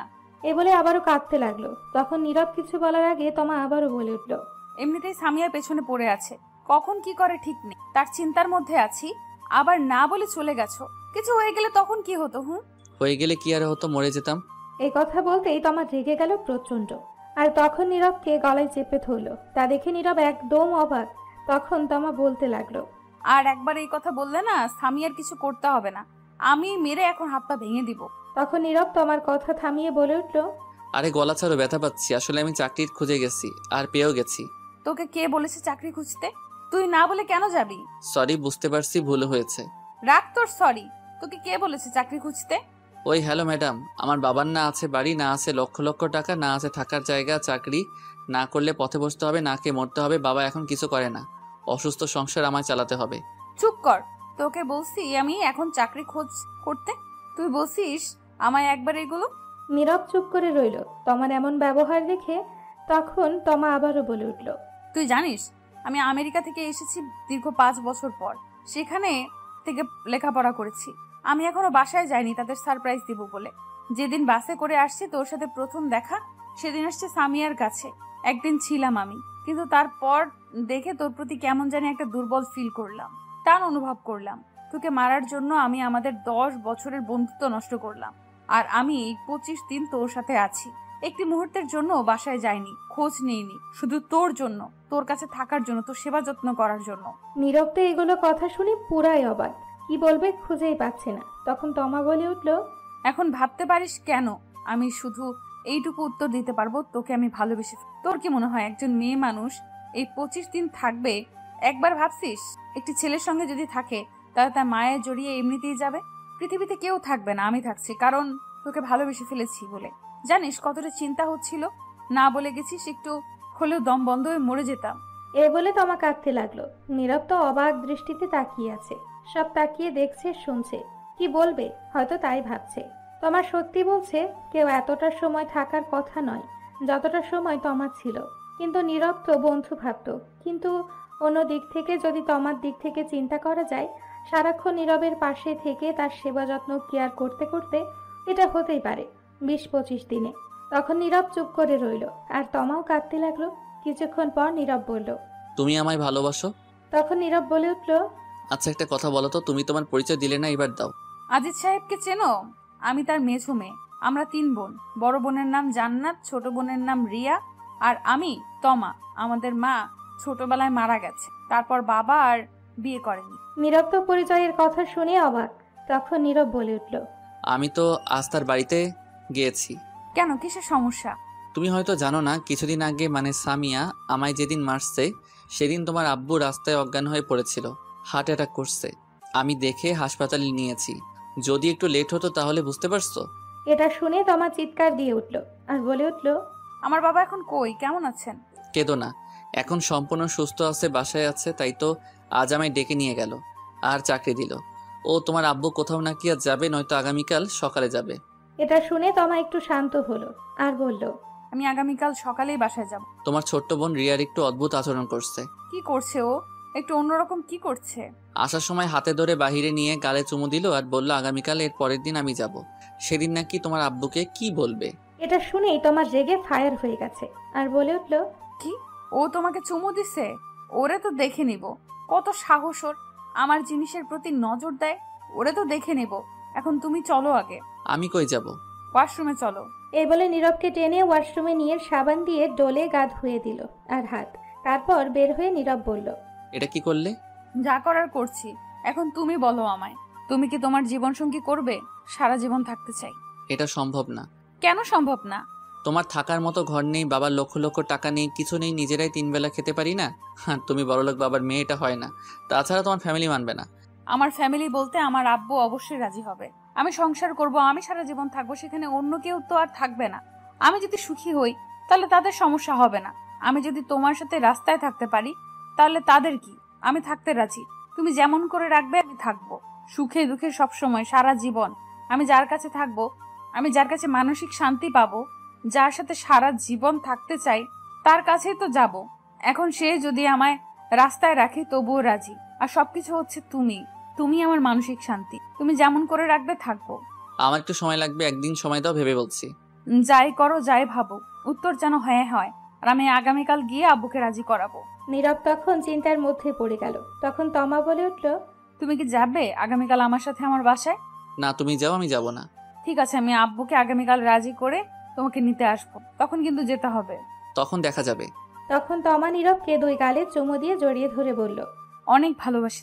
খিদে পেয়েছে, খাবার কি হবে? ওষুধও তো খেতে হবে, অনেক রাত হয়েছে, ঘুমাতে হবে। আচ্ছা, এখনই চলে আসছি। তারপর তমা গিয়ে খাবার নিয়ে আসলো। তখন দুজন খেতে বসলো, কিন্তু তমা নীরবের হাতে ছাড়া খাবেই না। তখন নীরব বাধ্য হয়ে খাইয়ে দিল। তারপর খেয়ে নীরব বলল, আমি তোমার সাথে ঘুমাবো। যাও, ঘুমিয়ে পড়ো গিয়ে। কি পাগল হয়ে গেলে নাকি? আমি এখনো কিন্তু উত্তর হ্যাঁ দেইনি। দাওনি তো কি হয়েছে, দিবে তো জানি। আর একা ঘুমাতে ভালো লাগে না। বিয়ের আগে না যাও, নয়তো কিন্তু ডাক করব। ঠিক আছে, আগামীকাল আব্বুকে রাজি করাতে পারলে তখন কিন্তু আর কিছু জন্য বাধা দিবে না। যাও, গিয়ে ঘুমাও। তারপর তমা চলে গেল। নীরবও গিয়ে শুয়ে পড়ল। সকালে তমা ঘুম থেকে উঠে ফ্রেশ হয়ে রান্না করে সব গুছিয়ে নীরবের জন্য খাবার রেডি করে নীরবকে উঠিয়ে বিদায় নিয়ে চলে গেল তার আব্বুর কাছে। আর বলে গেছে সন্ধ্যের আগেই এসে নীরবকে নিয়ে যাবে। এ বলে তমা তার ব্যাগ নিয়ে চলে গেল। নীরব উঠে ফ্রেশ হয়ে খাবার খেতে বসেছে আর ভাবছে, চাকরি হয়ে গেছে, একটা থাকার মতো রুমও হয়ে গেছে, এখন আর চিন্তা নেই। আব্বু আম্মু চিন্তা করো না, তোমাদের এখন আর চিন্তা নেই। দূর, ফোনে টাকাও নাই। আব্বু আম্মুকে কল দিব যে, এখন যাই, খেয়ে ফোনে টাকা লোড করে নিয়ে আসি। তখনই নীরবের ফোনে একটা কল আসে অপরিচিত নাম্বার থেকে।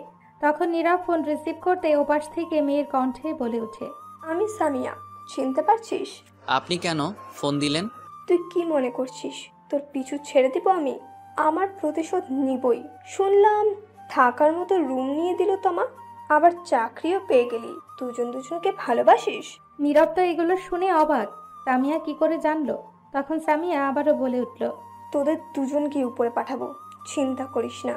আর তুই ভাবতেও পারবি না, তোর কল্পনার বাইরে তোর সাথে এখন থেকে কি হতে যাচ্ছে। তোর জীবন এখন থেকে শেষ। তোকে চাইলেই এখনই মারতে পারি, তোর রুমে এসেই এখন মারতে পারি, কিন্তু না, এখন তোকে মারবো না, কারণ তোর মরা বাপের মুখটা দেখে তো আয় আগে। এ বলে সামিয়া হাসতে লাগলো। নীরব শেষের কথাটা শুনতে তার ভেতরটা কেঁপে উঠল। তখন সাথে সাথে নীরব খাবার রেখে হাত ধুয়ে ফেলল। গলা দিয়ে তার আর খাবার যাবে না। তখন সামিয়াকে বলে উঠল, আমার আব্বুর কি হয়েছে? কি বলছেন এগুলো উল্টাপাল্টা? আমার আব্বুর কিছু হতেই পারে না, আমি গতকালের আগের দিনও কথা বলছি। ফোন কর বাসায়, নয়তো অপেক্ষা কর, তোর ফোনেই কল এসে যাবে, খবরটা জানতে পারবি। এই বলে সামিয়া ফোন কেটে দিল। নীরব কথাগুলো শুনতে নীরবের মন ছটফট করতে লাগলো। ভেতরে চিন্তা ভয় সব ঘিরে আসছে। সবকিছু অন্ধকার মনে হচ্ছে তার চোখের সামনে। তার আব্বুর কিছু হলে তার কি হবে? সত্যি তার আব্বুর কিছু হয়নি তো? তখন দৌড়ে বাসার বাহিরে গেল এক প্রকার চাপা কান্না করতে করতে। ফোনে লোডের দোকানে না যেতেই তখন তার ফোনে কল আসলো একটা অপরিচিত ফোন নাম্বার থেকে। তখন নীরব সাথে সাথে ফোন রিসিভ করে সালাম দিল। ওপাশ থেকে সালামের উত্তর নিয়ে বলল, আমি তো রহিম চাচা। তখন নীরব সাথে সাথেই বলে উঠল, চাচা, আমার আব্বু কোথায়? কি হয়েছে? আসলে তোর বাবা। এটুকু বলে নিস্তব্ধ হয়ে গেল। তখন নীরব আবারও বলে উঠল, কি হয়েছে বলো চাচা। তোর বাবা আজ সকাল 7টায় সবাইকে ছেড়ে চলে গেছে না ফেরার দেশে। তুই তাড়াতাড়ি বাড়ি চলে আয়। এ বলে রহিম চাচা কেঁদে দিল। নীরব এটা শোনা মাত্র ঠাস করে মাটিতে বসে পড়ল। মনে হচ্ছে তার বুকে ছুরি দিয়ে আঘাত করছে কেউ। ফোনটা হাত থেকে নিমিষেই পড়ে গেল। সাথে সাথে চোখ দিয়ে বৃষ্টির মতো চোখ থেকে গড়িয়ে পানি পড়তে লাগলো। মনে হচ্ছিল তার হৃৎপিণ্ডটাকে কেউ ছুরিকাঘাত করতে করতে ঝাঁঝরা বানিয়ে ফেলছে। আর নীরব থাকতে পারল না, সাথে সাথে চিৎকার দিয়ে উঠল নীরব আর বলে উঠল, আল্লাহ, কেন তুমি এটা করলে? কেন আমার আব্বুকে আমার কাছ থেকে কেড়ে নিয়ে গেলে? এটা হতে পারে না। আমার আব্বু আমাদের ছেড়ে যেতে পারে না। এ বলে কাঁদতে লাগলো নীরব। আরো নানান কথা বলতে লাগলো, কাঁদতে লাগলো। আশেপাশের মানুষ হঠাৎ চিৎকার শুনে তাকিয়ে রইল নীরবের দিকে। নীরব আর বসে না থেকে বাসায় গিয়ে দৌড়ে টাকাগুলো নিয়ে বাইরে এসে একটা গাড়ি রিজার্ভ করে নিয়ে যেতে লাগলো। হঠাৎ লক্ষ্য করলো তার হাতে ফোন নেই, হয়তো রাস্তায় ফেলে চলে এসছে। সেগুলো চিন্তা নেই নীরবের। তখন ড্রাইভার বলে উঠল, ভাইজান, আপনি এমন করে কাঁদছেন কেন? শান্ত হন। নীরবের কোনো রেসপন্স নেই, কথার কোনো উত্তর নেই, কাঁদতে লাগলো। নীরব ড্রাইভারকে আসার সময় বলে উঠেছে কি হয়েছে তাই জানে। তখন ড্রাইভার আবারও বলে উঠল, ভাইজান, আপনি শান্ত হন। আপনি এমন করে কাঁদলে আপনার মাকে সান্ত্বনা দিবেন কি করে? মনকে একটু শক্ত করেন। সবাইকে একদিন এই পৃথিবী থেকে যেতে হবে। আপনি যদি ভেঙে পড়েন এখন তাহলে হবে না। আপনি একজন ছেলে, আপনাকে শক্ত হতে হবে। দোয়া করেন আল্লাহ যেন তাকে জান্নাতে নেন। আমিও দোয়া করি ভাইজান, কাঁদবেন না। নীরবের এই কান্না থামবে না, যতই সান্ত্বনা দেওয়ার চেষ্টা করুক। বাবা হারানোর যন্ত্রণা কতটা সেটা সে একমাত্র বুঝে যার হারিয়েছে। বাবা এমন একজন ব্যক্তি যিনি মাথার উপর হাত রাখলে কোনো চিন্তা, ভয়, ডিপ্রেশন থাকে না। অনেকক্ষণ পর নীরব ড্রাইভারকে কাঁদতে কাঁদতে বলতে লাগলো, নিজেদের কিছুই নেই, না আছে জমি, না আছে লক্ষ লক্ষ টাকা। এইগুলোর জন্য একটু আফসোস নেই, কিন্তু তার চেয়ে বেশি যেটা পেয়েছি বাবা মায়ের ভালোবাসা। বাবার ভালোবাসা এতটাই পেয়েছি যে কোনো কিছুর অপূর্ণ অভাব মনে করতাম না, হতো না। তখন নীরব একটু থেমে আবারও বলতে লাগলো, যখনই টাকার দরকার হতো আব্বুর কাছে বলতাম। আব্বুর কাছে 100 চাইলে না থাকলেও 50 টাকা বেরিয়ে আসতো। ছোট একটা জব করত অল্প বেতনে, সেখান থেকে যা টাকা পেত তা দিয়ে সংসার আর আমার লেখাপড়ার পিছনে খরচ করত। বুঝতাম না সীমিত টাকা দিয়ে সব কিছু ম্যানেজ করা কতটা কষ্টের কাজ। বুঝতাম না দরকার হলেই টাকা চাইতাম, আব্বু যেইভাবে হোক ম্যানেজ করে দিত। আব্বু নামক মানুষটা সন্তানকে কখনো না বলতে জানে না। নিজের রক্ত পানি করা টাকা দিয়ে সন্তানের ইচ্ছা পূরণ করে যায়। কখনো বুঝতে দেয় না কতটা কষ্ট হচ্ছে টাকাগুলো দিতে। ঈদের সময় পাঞ্জাবি কিনতে চায় না, কেনার কথা বললেই আব্বু বলে, একদিনের জন্য পাঞ্জাবি কিনে আমি কি করব। এই বলে নীরব আবারও থেমে কাঁদতে লাগলো। তারপর আবারও বলে উঠল, আমি তো ঘুরতেও যাই না কোথাও, তুমি একটা কিনে ফেলো। তোমার বন্ধুদের সাথে ঘুরতে যাওয়া ঈদে নতুন পাঞ্জাবি না হইলে চলে নাকি? আমার লাগবে না। শীতের সময় নতুন সোয়েটার না কিনে বলে, আরে আমার ঠান্ডা লাগে না। শাকসবজি আব্বু অনেক প্রিয়, মাংস খেতে বললেই বলে আমার একদম ভালো লাগে না মাংস। মনে মনে আব্বু তখন হিসেব কষতে থাকে, 150 টাকা দিয়ে কেনা মুরগি দিয়ে কয়দিন ছেলে মেয়েকে খাওয়ানো যায়, সোয়েটারে টাকা বাঁচিয়ে কিভাবে সংসার চালানো যায়, দিনে 2 কাপ চা ও 2-3 সিগারেটটা কম খেয়ে কিভাবে কিছু টাকা সঞ্চয় করা যায়। কিচ্ছু বুঝতাম না, কিচ্ছু না। স্কুল শেষ করে কলেজে ভর্তির জন্য টাকার জোগাড় হয়নি। এখন বুঝতে শিখে গেছি, কষ্টটা বুঝে গেছি, আব্বুর কষ্টটা। একটা 5 টাকার নোট ভাঙানোর পর সেটা বাতাসে মিলিয়ে যেতে থাকে। 1 কাপ চা খাওয়ার আগেও চিন্তা করতে হয় 5 টাকা খরচ করা কি ঠিক হবে। রিক্সা ভাড়ার 10 টাকা বাঁচানোর জন্য অনেকটা পথ হেঁটে আসতে আসতে চিন্তা করি কোনো সাধারণ মানুষের পক্ষে এইভাবে সব কিছু ম্যানেজ করা সম্ভব না। আব্বু সাধারণ কেউ না, আব্বু ওই সুপারম্যান কিংবা ব্যাটম্যানের চেয়েও অসাধারণ কেউ। রোদ কিংবা বৃষ্টি থেকে বাঁচাতে মাথার উপর যে কেউই ছাতা হতে পারে, কিন্তু বটবৃক্ষের মতো শীতল ছায়া যে কেউ দিতে পারে না। বটবৃক্ষ হয়ে মাথার উপর থাকে আব্বু। যতক্ষণ থাকে ততক্ষণ বোঝা যায় না তার মর্ম। মাথার উপর থেকে ছায়া সরে গেলেই টের পাওয়া যায়। কঠিন এই জীবনটা যখনই আব্বু অসুস্থ হয়ে পড়ল তখনই বুঝতে পারছি কেউ একজন অনেক সহজ করে দিয়েছিল। জীবন আসলে এতটা সহজ না, জীবন খুব কঠিন। যার বাবা নাই সেই হয়তো বুঝতে পারছে, সেই টের পাচ্ছে, প্রতি মুহূর্তে টের পায়। এ বলে নীরব কাঁদতে লাগলো। ড্রাইভার নিশ্চুপ হয়ে গেছে কথাগুলো শুনে। কিছুক্ষণ পর বলে উঠল ড্রাইভার, ভাইজান, এসে গেছি আপনার ঠিকানা অনুযায়ী। নীরব তখন টাকা দিয়ে দৌড়ে বাসার সামনে যেতেই দেখতে পেল অনেক মানুষের ভিড় জমিয়েছে। ভিড় ঠেলে ভেতরে যেতেই দেখতে পেল সাদা কাপড়ে পেঁচানো লাশের খাটে তার আব্বুকে শুয়ে রেখেছে। পাশে তার আম্মু কাঁদছে। নীরব গিয়ে ঠাস করে হাঁটু গেড়ে বসে পড়ল তার আব্বুর মাথার কাছে। তখন নীরব বলে উঠল কাঁদতে কাঁদতে, আব্বু উঠো, তুমি শুয়ে আছো কেন? উঠো, আমায় তো ঢাকা পাঠিয়ে দিলে, এখন তুমি একেবারে ছেড়ে চলে গেলে কেন? আমি নতুন আরেকটা কাজ পেয়েছি। তুমি চলে গেলে আমাদেরকে কে দেখবে? কে রাতে এসে মাথায় হাত বুলিয়ে দিবে, প্রতিদিন 50 টাকা দিবে? কাকে আব্বু বলে ডাকবো? এই বলে নানান কথা বলে কাঁদতে লাগলো। কিছুক্ষণ পর তার রহিম চাচা গিয়ে তাকে টেনে তুলল। তখন নীরব তার রহিম চাচাকে জড়িয়ে ধরে বলল, চাচা বলো না আব্বুকে উঠতে। কেঁদো না আম্মু। কাঁদিস না, কাঁদলে তো আর ফিরে আসবে না তোর বাবা। আরও কষ্ট পাবে। শান্ত হ, দোয়া কর এখন তোর আব্বুর জন্য। আমরা সবাই দোয়া করি। কি করে সে এখন কান্না থামাবে? নীরবের আম্মু নীরবকে দেখে এসে জড়িয়ে ধরে কাঁদতে লাগলো। তার আম্মুর কান্না দেখে সেও আরো কান্না করে দিল। কিছুক্ষণ পর নীরব বলে উঠল। তখন চাচি এসে নীরবের আম্মুকে রুমের ভেতরে নিয়ে গেল। তখন রহিম চাচা এসে বলল, নীরব শোন, জানাজার নামাজ কয়টায় দিবি? আমরা সবাই সবকিছু রেডি করে রাখছি, আর মসজিদের পাশে মাটি দেব। তোদের আত্মীয় স্বজন কি আছে আরো? আত্মীয় স্বজন কেউ নাই চাচা, আর আসরের নামাজের পর দাও। ঠিক আছে। নীরব কাঁদতে কাঁদতে কথাগুলো বলল। সবাই এসে দেখে নীরব কাঁদতে কাঁদতে কথাগুলো বলল। সবাই এসে দেখে যাচ্ছে, যারা কেউ আগে আসেনি তারাও এসে দেখে যাচ্ছে।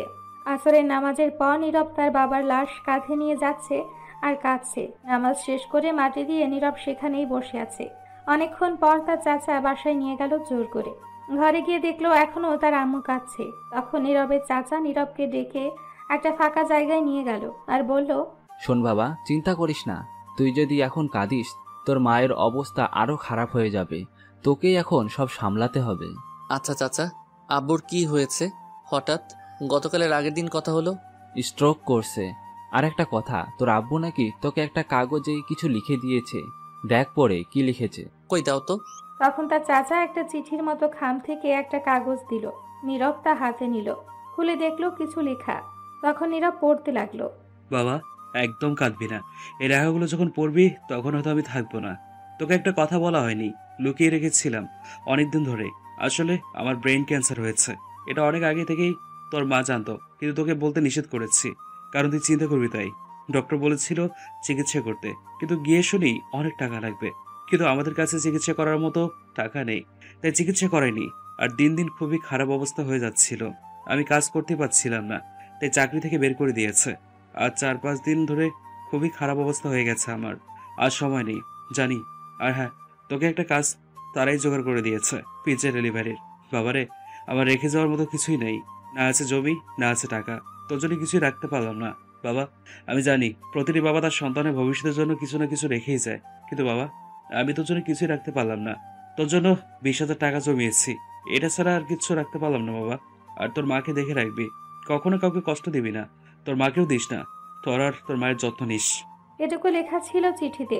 তখনই নীরব কাঁদতে লাগলো আর বলতে লাগলো, নিজের চিকিৎসা না করে টাকাগুলো রেখে কেন দিয়েছিলে বাবা? তখনই তার রহিম চাচা বলে উঠল, বাবা কাঁদিস না। শোন, আমার একটা দরকারি কথা আছে।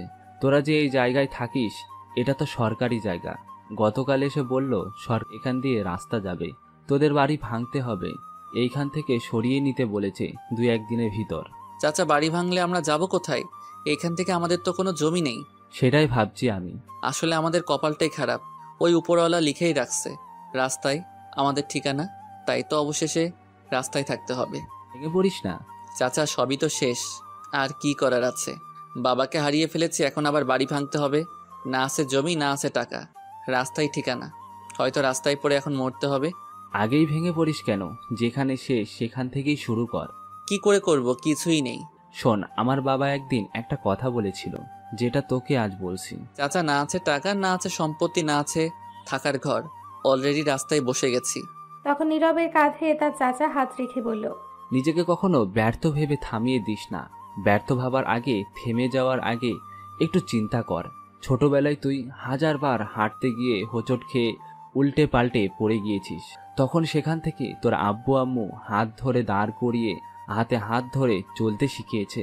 আচ্ছা, তুই একটু সময় দিয়ে তাকিয়ে দেখ, কখনো তোর জায়গা থেকে নড়াচড়া বন্ধ হয়? কখনো কি সময় থেমে যায়? কখনো না। যদি না একেবারে সময় ঘড়িটা নষ্ট হয়, তখন একেবারে নড়াচড়া বন্ধ হয়, শুধু সেই ঘড়িটার সময় থেমে যায়। তাহলে তুই কেন ব্যর্থ ভেবে নিজেকে থামিয়ে দিচ্ছিস? হ্যাঁ, থামিয়ে দিবি, কিন্তু সেটা শেষ নিঃশ্বাসের সময় থাকার আগে না। শেষ নিঃশ্বাস পর্যন্ত লড়াই কর। পৃথিবীতে তুই শুধু একা না, আরো হাজারো মানুষ আছে।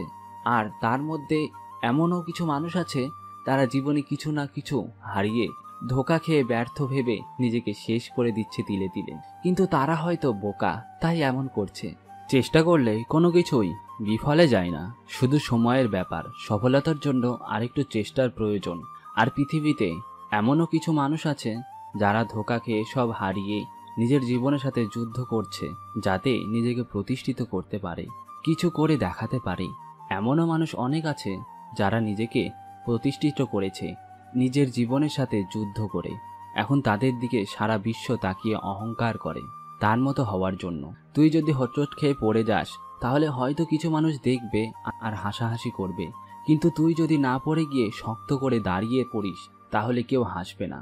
আর সেই দাঁড়ানোটাই যদি জীবনের কাজে লাগিয়ে তুই নিজেকে কিছু করে দেখাতে পারিস তাহলে তখন সারা বিশ্ব তোকে দেখবে, তখন আর কেউ হাসবে না। তোর জন্য গর্বে কাঁদতে হবে। এই পৃথিবীতে বেঁচে থাকলে ধোঁকা, বিশ্বাসঘাতকতা, কিছু না কিছু হারাতে হবে। তাই বলে নিজেকে ব্যর্থ ভেবে হাল ছেড়ে দিবে না।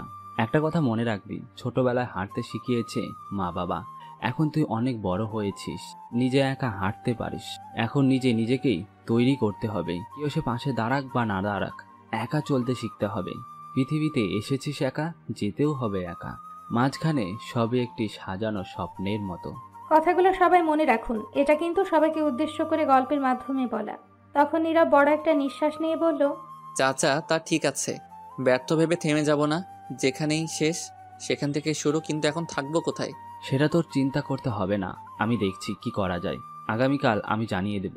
ঠিক আছে। রাত তো হয়ে গেছে, তোর চাচি মনে হয় খাবার নিয়ে আসছে। আয় কিছু খেয়ে নেই। না চাচা, আমি কিছু খাবো না, পেট ভরা আছে। একটা চড় দিব, আয় বলছি। তখন নীরবকে টেনে ঘরে নিয়ে গেল তার চাচা। নীরব ঘরে গিয়ে দেখলো তার চাচি বসে আছে আর নীরবের আম্মু শুয়ে পড়েছে। তখন রহিম চাচা বলে উঠল, কি গো নীরবের আম্মু, শুয়ে পড়লে যে? খেয়েছে? না, বেশি খাইনি, খাবার নিয়েছি অল্প কিছু, জোর করে খাইয়ে দিয়েছি। সেই সকাল থেকে খাচ্ছে, শরীর দুর্বল হয়ে গেছে, তাই ঘুমিয়ে গেছে। তখন রহিম চাচা নীরবের দিকে চেয়ে বলল, তোর মায়ের খেয়াল তোর রাখতে, দেখলি তোর মা একদম এখন তুই ভেঙে পড়লে হবে।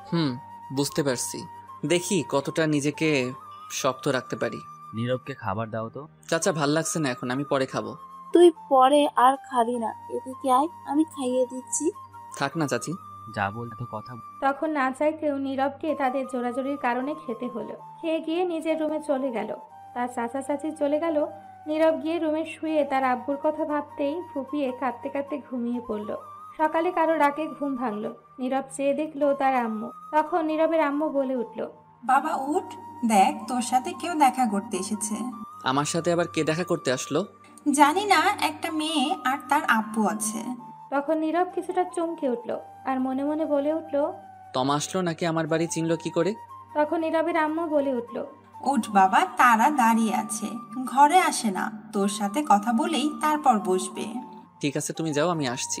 তখন নীরবের আম্মু চলে গেল আর নীরব তখন উঠিয়ে চোখ ডলতে ডলতে বাহিরে গেল। গিয়ে দেখে কেউ নেই, তার আম্মু দাঁড়িয়ে আছে। তখন নীরব বলল, কই আম্মু, কে আসছে? ওই তো রাস্তায় গিয়ে দেখ, হাঁটছে, বললাম বসতে, বসে নাই। ঠিক আছে, দেখি কে। তারপর নীরব রাস্তায় গেল। নীরবদের বাসার সামনে দিয়ে একটা রাস্তা আছে, গ্রামের রাস্তা সাধারণত যেমন। তখন নীরব গিয়ে দেখলো একটা লোক দাঁড়িয়ে আছে। তখন নীরব কাছে গেল আর বলল, আপনি কি আমায় খুঁজেছেন? লোকটা তখন বলল, তোমার নাম কি নীরব? জি, আমার নাম নীরব। আমি সামিয়ার আব্বু। এটা শুনতেই নীরব রেগে গেল আর অবাকও হয়েছে। তখন সামিয়ার আব্বু বলে উঠল, আমি জানি তুমি রেগে আছো, আমার মেয়ে যা করেছে তা একদমই ঠিক করেনি। ক্ষমার জগৎ না বাবা, কিছু মনে করো না। তখন নীরব কথা থামিয়ে বলল, কি বলছেন? এত সহজে ভুলে যাব? আপনার মেয়ে আমায় মেরে ফেলতেও চাইছে। যা করছে তা কখনো ভুলতে পারবো না, আর ক্ষমা তো কখনোই করব না। আপনি কেন আসছেন এখানে?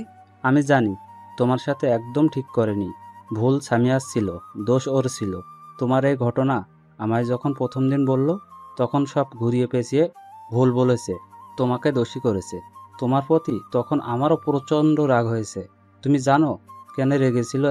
তুমি জানো কেন রেগেছিল এত তোমার উপর? কেন মারতে চাইছে? আসলে তুমি যেদিন রাস্তায় টাকাগুলো ছুঁড়ে ওর মুখে মারছো, তখন এটা ভিডিও করে কেউ ভাইরাল করে দিয়েছে। এমনকি তুমি যে আমার বাসায় এসে চড় দিয়েছো সেটাও কেউ ভিডিও করে ভাইরাল করে দিয়েছে। এগুলো নিয়ে ওর বান্ধবীরা মজা নিত, আশেপাশে মানুষ বলা বলি করতো, তাই তোমাকে মারতে চাইছে। আমি টিভি কিংবা অনলাইনে ফেসবুক দেখি না, তাই এগুলো জানতাম না। জানতে লেট হয়ে গেছে। আমি গতকাল সব সত্য শুনলাম এবং দেখলাম, তোমার কাছ থেকে শুনছি। আর গতকাল তোমাকে ফোনে সকালে হুমকি দিছিল, তোমার বাবাকে নিয়ে কি বলল সেটা তো তুমি জানো। তখন এটা তার আম্মু শুনতে পায় আর সাথে সাথে চড় দিয়েছে। একজন মৃত ব্যক্তিকে নিয়ে এমন কথা বলা ঠিক না। আমি মেয়ের বাবা হয়ে খুব লজ্জিত বাবা। কি বলবো আমি খুঁজে পাচ্ছি না। চাইলে আমিও উল্টোপাল্টা কিছু বলতে এবং করতে পারতাম। আসলে ভেবে দেখলাম দোষ আমার মেয়ের, তুমি শুধু প্রতিবাদ করছো। বাবা, আমি সামিয়ার হয়ে তোমার কাছে ক্ষমা চাইছি যা হয়েছে। তখন নীরব কথা বলে বাসায় গেল। আরে কি বলছেন আঙ্কেল, আপনি আমার বাবার বয়সে, আমি ক্ষমা চাইলে কেমন দেখায়? থাক আঙ্কেল, তার দরকার নেই। আপনি যে বুঝতে পারছেন তাতেই হয়েছে। আর আপনার মেয়েকে এখন বুঝতে পারছেন আরো ভালো শিক্ষার প্রয়োজন, এতেই হয়েছে। ক্ষমা তাকে করে দিলাম শুধু আপনার জন্য। বাবা, আর আমি খুবই দুঃখিত তোমার আব্বু জানাজায় আসতে পারি নাই। আমি এটা শুনছি রাতে। সমস্যা নেই আঙ্কেল। আমি ওরে গতকাল রাতে ওর গায়ে হাত তুলছি, ওরে বুঝিয়েছি, ও বুঝতে পারছে। কিন্তু ওই যে বললাম ভিডিও করে এগুলো আপলোড করে দিছে, তাই রেগে তোমাকে মারতে চাইছে। আমিও দেখি নাই। আচ্ছা যাই হোক, ঘরে আসেন, কিছু খেয়ে যান। আজ না বাবা, আমি আজ দেশের বাইরে যাব, দুপুরে ফ্লাইট, একটা কাজ আছে তাই যেতে হবে। তোমার সাথে সামিয়া কথা বলতে চাই কিন্তু আসতে পারছে না। তুমি যদি একটু কথা বলতে, যদি গিয়ে। আচ্ছা কোথায় বলুন? তোমার আম্মুর কাছেই তো ছিল। আচ্ছা গিয়ে দেখছি। আচ্ছা বাবা, তুমি কথা বলে নিয়ে আসো, আমি আর যাব না। তোমার আম্মুর সাথে কথা হয়েছে, দোয়া করি তোমার আব্বুকে যেন জান্নাতে নেন। গিয়ে দেখে সামিয়া উঠানে বসে 2 হাতে বিস্কুট নিয়ে খাচ্ছে। সামনে ছোট্ট একটা ড্রাম আছে, নীরবের সেটা। নীরব বিস্কুট রাখে। গতকাল তার চাচি মনে হয় বিস্কুট দিয়ে গেছে, সেটাই খাচ্ছে। পাশে নীরবের আম্মু বসে আছে। নীরবের কাণ্ড দেখে অবাক আর মনে মনে বলে উঠল, কি মেয়ে ভাইরে এসে খাওয়া শুরু করেছে? তখন সামিয়া তাড়াতাড়ি বিস্কুট দুটি খেয়ে নীরবের আম্মুর হাতে সে ড্রাম দিয়ে বলল, যাচ্ছি তাহলে এখন। ঠিক আছে মা, আবার এসো। ঠিক আছে।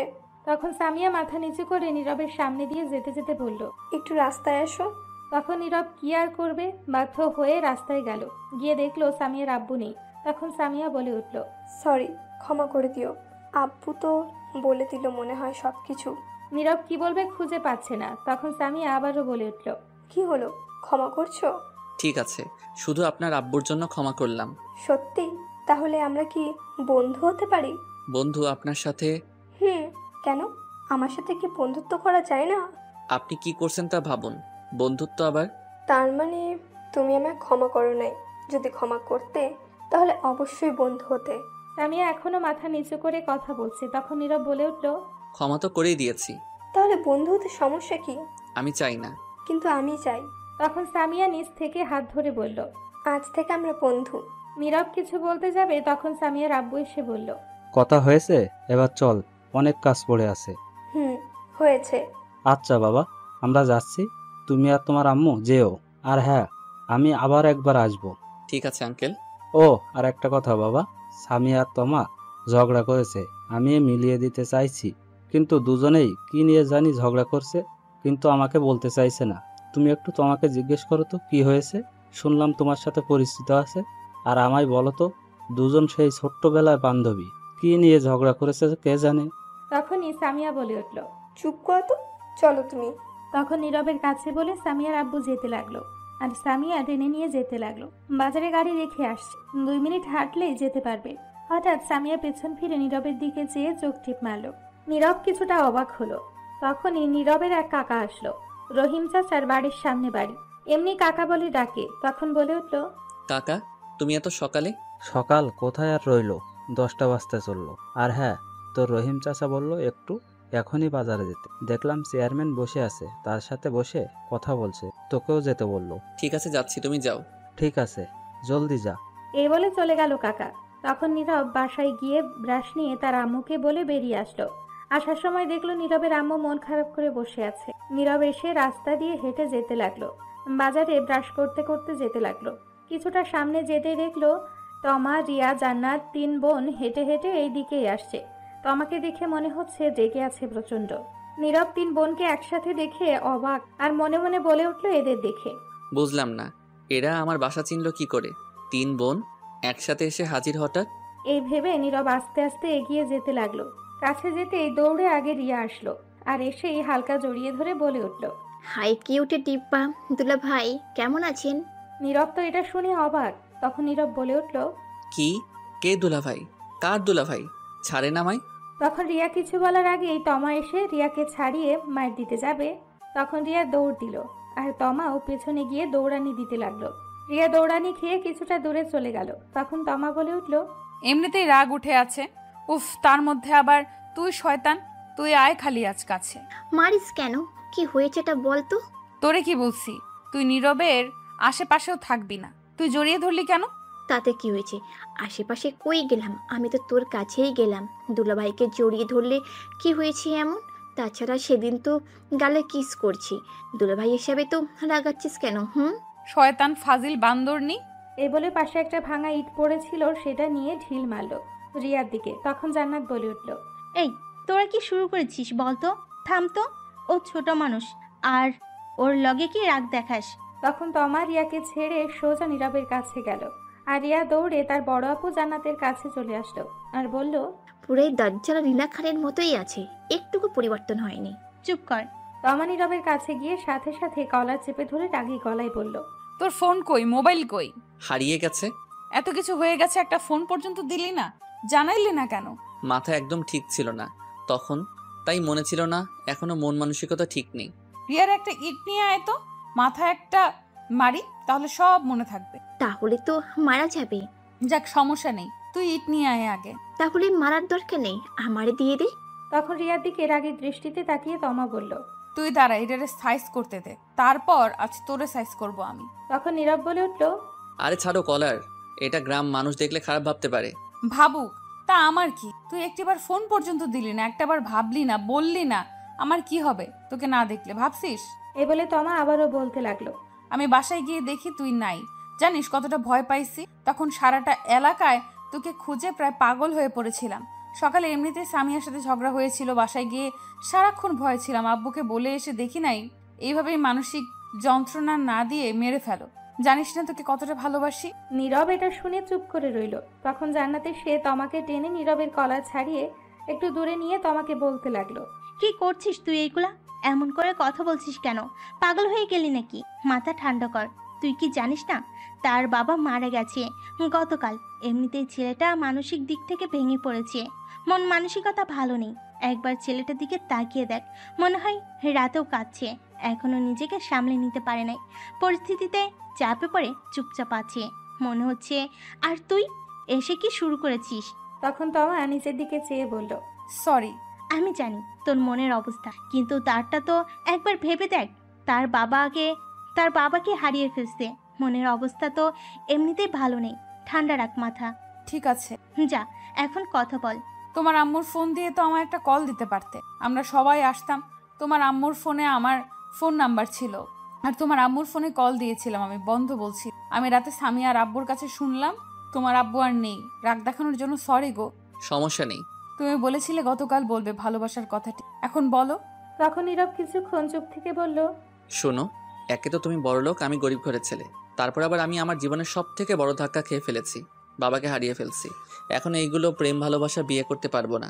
এখন আমার ক্যারিয়ার নিয়ে ভাবতে হবে, প্রেম ভালোবাসা নিয়ে ভাবার সময় নেই। আম্মু একদম ভেঙে পড়ছে, তারপর আবার আমাদের বাড়ি ভাঙতে হবে। এটা সরকারি জায়গা, আমার না আছে জায়গা, না আছে ঘর, না আছে কিছু, অনেক কিছু করতে হবে আমায়। আমি এখন এইগুলো প্রেম ভালোবাসা নিয়ে ভাবতে চাই না। এগুলো বলে নীরব তাকিয়ে দেখে তমা রেগে ফায়ার হয়ে গেছে। পাশে তার দুই বোন জান্নাত রিয়া রেগে অ্যাটম বোম হয়ে গেছে। নীরব তো এগুলো দেখে ভয় পেয়ে গেল। তখন রিয়া বলে উঠল, আপনার আম্মুকে দেখার জন্য তো একজনের প্রয়োজন। আশেপাশে কাকি চাচিরা আছে, আমি আছি তো, আপাতত লাগবে না। এটা শুনে তমার আগে ফোপাতে লাগলো। তখন জান্নাত বুঝতে পেরে তমাকে বলল, আমি কথা বলছি, রাগ করিস না। তখন নীরবকে ডেকে একটু দূরে নিয়ে গেল। তখন নীরব বলে উঠল, আশা করি আপনি তো বুঝতে পারবেন আমার পরিস্থিতি। দেখুন, আমার বাবাকে হারিয়ে ফেলেছি। আমাদের না আছে জমি, না আছে কোনো জায়গা, না আছে লক্ষ লক্ষ টাকা। আমরা যে বাড়িতে থাকি সেটা এখান থেকে ভেঙে ফেলতে হবে। এখন এই চিন্তা করছি কই যাব। আর তাছাড়া আপনার অনেক বড় লোক, আমি গরিব ঘরের ছেলে, আপনাদের সাথে আমার যাচ্ছে না। আর একটা কথা, আমি এখন এইগুলো প্রেম ভালোবাসা নিয়ে ভাবতে চাই না। সামনে অনেক কিছু করতে হবে আমার, বাবা তো আর নেই, তাই যা করার এখন আমাকেই করতে হবে। নীরব এটা বলে থেমে গেল। তখন জান্নাত বলতে লাগলো, আমি কিছু কথা বলি শুনো। যেহেতু তুমি আমার ছোট, তাই তুমি করেই বলি, আপাতত বোঝানোর জন্য। আমি কিছুদিন আগে এই ভালোবাসার মানুষের জন্য ঘর ছেড়েছিলাম, কারণ আমি যাকে ভালোবাসতাম সে গরিবের ছেলে ছিল। তার সাথে আমার 7 বছরের রিলেশন। সে ছোট্ট একটা কোম্পানিতে জব করত, অল্প বেতনে। তাই আব্বুকে বলার সাহস পাইনি, তাই বলে তার হাত ছেড়ে দিইনি। তাকে বললাম তুমি একটা ভালো চাকরি নাও, তারপর আব্বুকে বলবো। সে কিছুদিন পর এর চেয়ে ভালো একটা চাকরি পেয়ে গেল। তাই আমি আর লেট না করে তখন আব্বুকে গিয়ে জানালাম আমাদের ভালোবাসার কথা। কিন্তু এটা বলার পর বলল আমার নাকি বিয়ে ঠিক করা আছে আমার ছোটবেলা থেকে, তাই রাজি হচ্ছিল না। আমিও না ভেবে চলে গেছিলাম বাড়ি ছেড়ে, রাগ করে, কারণ আমি তাকে ছাড়া বিবাহ করব না, তাই বাড়ি ছেড়ে দিয়েছি। কিন্তু আব্বু আমার সুখের জন্য আমার কথা চিন্তা করে সেই কথা দেওয়াটা ভেঙে দিয়েছে, কারণ আমি থাকবো, অন্য কেউ গিয়ে তো আর থাকবে না। রাজি হওয়ার পর আমি বাড়িতে আসছি, ছেলের পরিবারের সঙ্গে কথা বলে আসছে। গতকাল 1 বছর পর বিয়ে আমাদের। এটা আমার ভালোবাসার মানুষ সময় নিয়েছে, কারণ তাকে কোম্পানি থেকে একটা কাজের জন্য 1 বছরের জন্য দেশের বাইরে যেতে হবে, এসে বিয়ে করবে। বাসায় আসার পর আব্বু বলল তোরা 3 বোন, তোরা যদি কাউকে ভালোবাসিস তাহলে আমি বাধা হয়ে দাঁড়াবো না। আব্বুকে তখন তমা বলেছে সব কিছু, তোমার কথা শুনেই রাজি হয়ে গেছে। এগুলো শুনে নীরব বলে উঠল, কিন্তু আমি তো বললাম কারণটা কি। আমি বাবাকে হারিয়ে ফেলেছি, তাই যা করার এখন আমাকে করতে হবে। শোনো আরেকটা কথা বলি। নীরব মাথা নাড়িয়ে হ্যাঁ বলল। তখন জান্নাত বলতে লাগলো, রিয়া জন্মের সময় আম্মু মারা গেছে, তখন আমি আর আব্বু রিয়াকে নিয়ে বিজি থাকতাম। মাঝ থেকে তমা একা হয়ে পড়েছিল, ওর প্রতি তেমন খেয়াল ছিল না, তাই বলে কোনো কিছুর কমতি ছিল না। সত্যি বলতে আমি আর রিয়া সব থেকে বেশি আদর পেয়েছি, কিন্তু তমা একটু কম পেয়েছে। তাই বলে ওর মধ্যে কোনো হিংসা নেই, কিন্তু রাগ হয়েছে মাশাল্লাহ অনেক। আর রাগকে আমি রিয়া আব্বু 3 জনেই ভয় পাই। ও রাগ করে দেশের বাইরে চলে গেল লেখাপড়া করতে। 5 বছর পর ফিরল, তাও 25 দিন তোমার কাছে থেকে তারপর আসলো। আসলেই অনেক ভালোবাসি তোমাকে তমা, যেমনটা একবার নেশে আসক্ত হয়ে গেলে আর বের হওয়া যায় না সেই নেশা থেকে, তেমনি কাউকে সত্যি মন থেকে ভালোবাসলে তার প্রতি আসক্ত হয়ে গেলে তার থেকে দূরে থাকা সম্ভব না। তুমি সময় নাও, বিয়ে পরে করো, সমস্যা নেই, কিন্তু তোমাকে তো পাশে রাখতে পারো। এখন সম্ভব না, আমার কিছুই নেই এখন। আমি আগে নিজেকে ঠিক করি, ঘরবাড়ি ঠিক করি, কিছু একটা করি, তারপর দেখা যাবে। তুমি তো আমার আব্বুর অফিসে চাকরি করতে পারবে, তুমি না কথা দিয়ে আসলে, তাহলে আর সমস্যা কোথায়? আব্বু সব ব্যবস্থা করে দিবে। আমি আম্মুকে ছেড়ে এই গ্রাম ছেড়ে কোথাও যাব না, আর যা করার এই গ্রামে থেকে করব। এই গ্রামে থেকে কি করবে? তোমাকে অবশ্যই শহরে যেতে হবে। না, আমি আর ঢাকা যাব না, যা করার এখান থেকে করব। আর এখন আমার পক্ষে এই প্রেম ভালোবাসা অসম্ভব না। একটু বোঝার চেষ্টা করো, তোমাকে অনেক ভালোবাসে। তখনই তমা পেছন থেকে বলে উঠল, রাগ তোর বোঝানো হয়েছে, অনেক বুঝাইছিস। আর না, তোর বোঝানোর গুল্লি মারি, বুঝছি ওরে কি করতে হবে। ওরে মনে হয় সামিয়া পানি পড়া খাইয়ে তাবিজ তুবিজ দিয়ে বশ করছে। এখন ধর দড়ি দিয়ে বাদ আগে, আর সোজা কাজী অফিসে নিয়ে চল, তারপর কথা হবে সব বাসর ঘরে। ঠিক বলছিস আপু, ধর হাতে পায়ে বাঁধ, বাসায় আজ দুলাভাইকে নিয়ে যাই। আমি 2 হাত ধরছি, তোরা বেঁধে ফেল। তাই করতে হবে, ধর। নীরব এগুলা শুনে ঘাবড়ে গেল। তখন বলে উঠল, কি বলছেন এগুলা? ঠিকই বলছি। এই বলে 3 বোন আস্তে আস্তে এগিয়ে আসতে লাগলো নীরবকে ধরার জন্য। কাছে এসে ধরার আগেই তখনই নীরব লক্ষ্য করলো তার রহিম চাচা আসছে কিছুটা দূরে। তখন নীরব জোরে চাচা বলে উঠল। তখন তমা, রিয়া, জান্নাত 3 জনেই পেছনে তাকিয়ে দেখলো কে। তাকাতে নীরব দৌড়ে তার রহিম চাচার কাছে গিয়ে বলল, চাচা তুমি এসে গেছো যে? আমি তো তোমার কাছেই যাচ্ছিলাম বাজারে। 1 ঘন্টা আগে খবর পাঠালাম আসার জন্য, তোর কোনো খোঁজ খবর নাই। চেয়ারম্যান কি তোর জন্য বসে থাকবে সারাদিন? নীরব কিছু বলতে যাবে তখনই তমা, রিয়া, জান্নাত এসে সালাম দিল রহিম চাচাকে। তখন রহিম চাচা সালামের উত্তর দিয়ে বলল, তোমরা এখনো রাস্তায় দাঁড়িয়ে যে বাসায় যাওনি? তখন জান্নাত বলে উঠল, আসলে যাচ্ছিলাম, তখনই রাস্তায় নীরবের সঙ্গে দেখা হয়ে গেছে। তখন নীরব বলে উঠল, চাচা তুমি এদের চিনো? এই তো চিনলাম, এখন বলল তোর বন্ধু তোর আব্বুর মৃত্যুর খবর পেয়ে আসছে তোর বাসায়। কোথায় জিজ্ঞেস করলো, দেখিয়ে দিলাম। ও আচ্ছা, বুঝতে পারছি। তোমরা সবাই বাসায় যাও, রাস্তায় দাঁড়িয়ে না থেকে। জি আচ্ছা। শুন নীরব, তুই এদেরকে বাসায় দিয়ে একটু তাড়াতাড়ি আমার বাসায় আয়, কথা আছে তোর সাথে। আমি যাচ্ছি। ঠিক আছে, যাচ্ছি। তখন নীরব তমা, রিয়া, জান্নাতকে উদ্দেশ্য করে বলল, চলুন। এই বলে নীরব আগে আগে হেঁটে যেতে লাগলো, পেছনে তারা আসতে লাগলো। কিছুটা দূরে যাওয়ার পর তমা বলে উঠল, চাচা আসছে বলে বাচ্চা গেছে, নয়তো আজ তুইলা নিয়ে গিয়ে বিয়ে করতাম। তো এখন কি হয়েছে? এখন তো চাচা নেই, চল কাজে লেগে পড়ি, এটাই তো সুযোগ। না থাক। সাহস নেই? আইছে তৈলা নেব, এই সাহস নিয়ে আইছিস? সাহস আছে, এখন গিয়ে সোজা শাশুড়ি আম্মুর সঙ্গে কথা বলে শাশুড়ি আম্মুকে পটাবো। কি পাগল হলে নাকি? উল্টো পাল্টা কি বলিস বলতো? কি বললাম? তার আম্মাকে পটিয়ে তুই কি করবি? রিলেশন করবি নাকি? সে তো মহিলা, কেমনে সম্ভব? মেয়ে মেয়ে যাই হোক, তাহলে আমি দুলাভাইকে নিয়ে যাবো তো মানে নীরবকে। কেমনটা লাগে এখন? তোরে কি কইছে আমি রিলেশন করব? তাহলে কি বিয়ে করবি নাকি? উফ, বেশি বুঝে, শয়তান ফাজিল বান্দরনি, তোরে তো আমি দাঁড়া। এই বলে মারতে লাগলো। তখন জান্নাত বলল, এই থাম তো তোরা, এই জন্য তোদের দুজনের সঙ্গে কোথাও যেতে মন চায় না, সারাক্ষণ একটা না একটা নিয়ে লেগেই থাকবে। তখন তমা থেমে গেল। তখন রিয়া তমার দিকে চেয়ে ভেঙাতে লাগলো।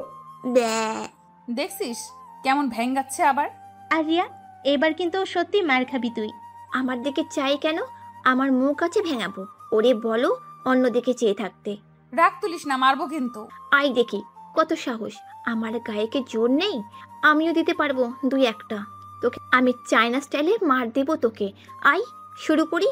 ইয়াহু ওয়াং কুম্ফু ইয়াহু হু। নীরব দুই বোনের ঝগড়া দেখে ফিক করে হেসে দিল। তখন জান্নাত বলে উঠল, ঠাস করে না তোর একটা চর দিয়ে কুম্ফু ক্যারেটে বের করবো ফাজিল। তোরা চুপ করবি, এটা নিজের বাসা না। এখন কিন্তু আমি দুজনকেই মারবো। তখন দুজন চুপ হয়ে গেল। তখন নীরব বলল, অনেক তো ঝগড়া করলেন, এবার চলুন যাওয়া যাক না দাঁড়িয়ে থেকে। তখন নীরব তাদের নিয়ে যেতে লাগলো। কিছুক্ষণের মধ্যে নীরব বাসায় পৌঁছে গেল। গিয়ে নীরব তার আম্মুকে পরিচয় দিল বন্ধু বলে বাসায়।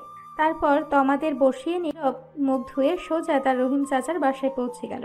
গিয়ে দেখলো রহিম চাচা বাহিরে বসে আছে। তখন নীরব গিয়ে বলল, চাচা কি বলবে এখন বলো। আয় বসে পর বলছি। তখন নীরব বসে পড়ল। তখন তার চাচা বলল, আমি জানি তুই মানসিক দিক থেকে প্রচণ্ড ভেঙে পড়েছিস, এখন অনেক চিন্তা করছিস। চিন্তা করিস না, ইনশাল্লাহ সব আস্তে আস্তে ঠিক হয়ে যাবে। ইনশাল্লাহ। এখন বলো চেয়ারম্যান কি বললো, কি বলছো? চেয়ারম্যানের সাথে তোর বিষয়ের কথা বলছি। তোর আব্বুকে খুব ভালো করেই চিনেন তিনি। আমি সব ভেঙে বলছি। তোর আব্বু তো বেঁচে নেই, তোদের থাকার মতো কোনো জায়গা জমি কিছুই নেই।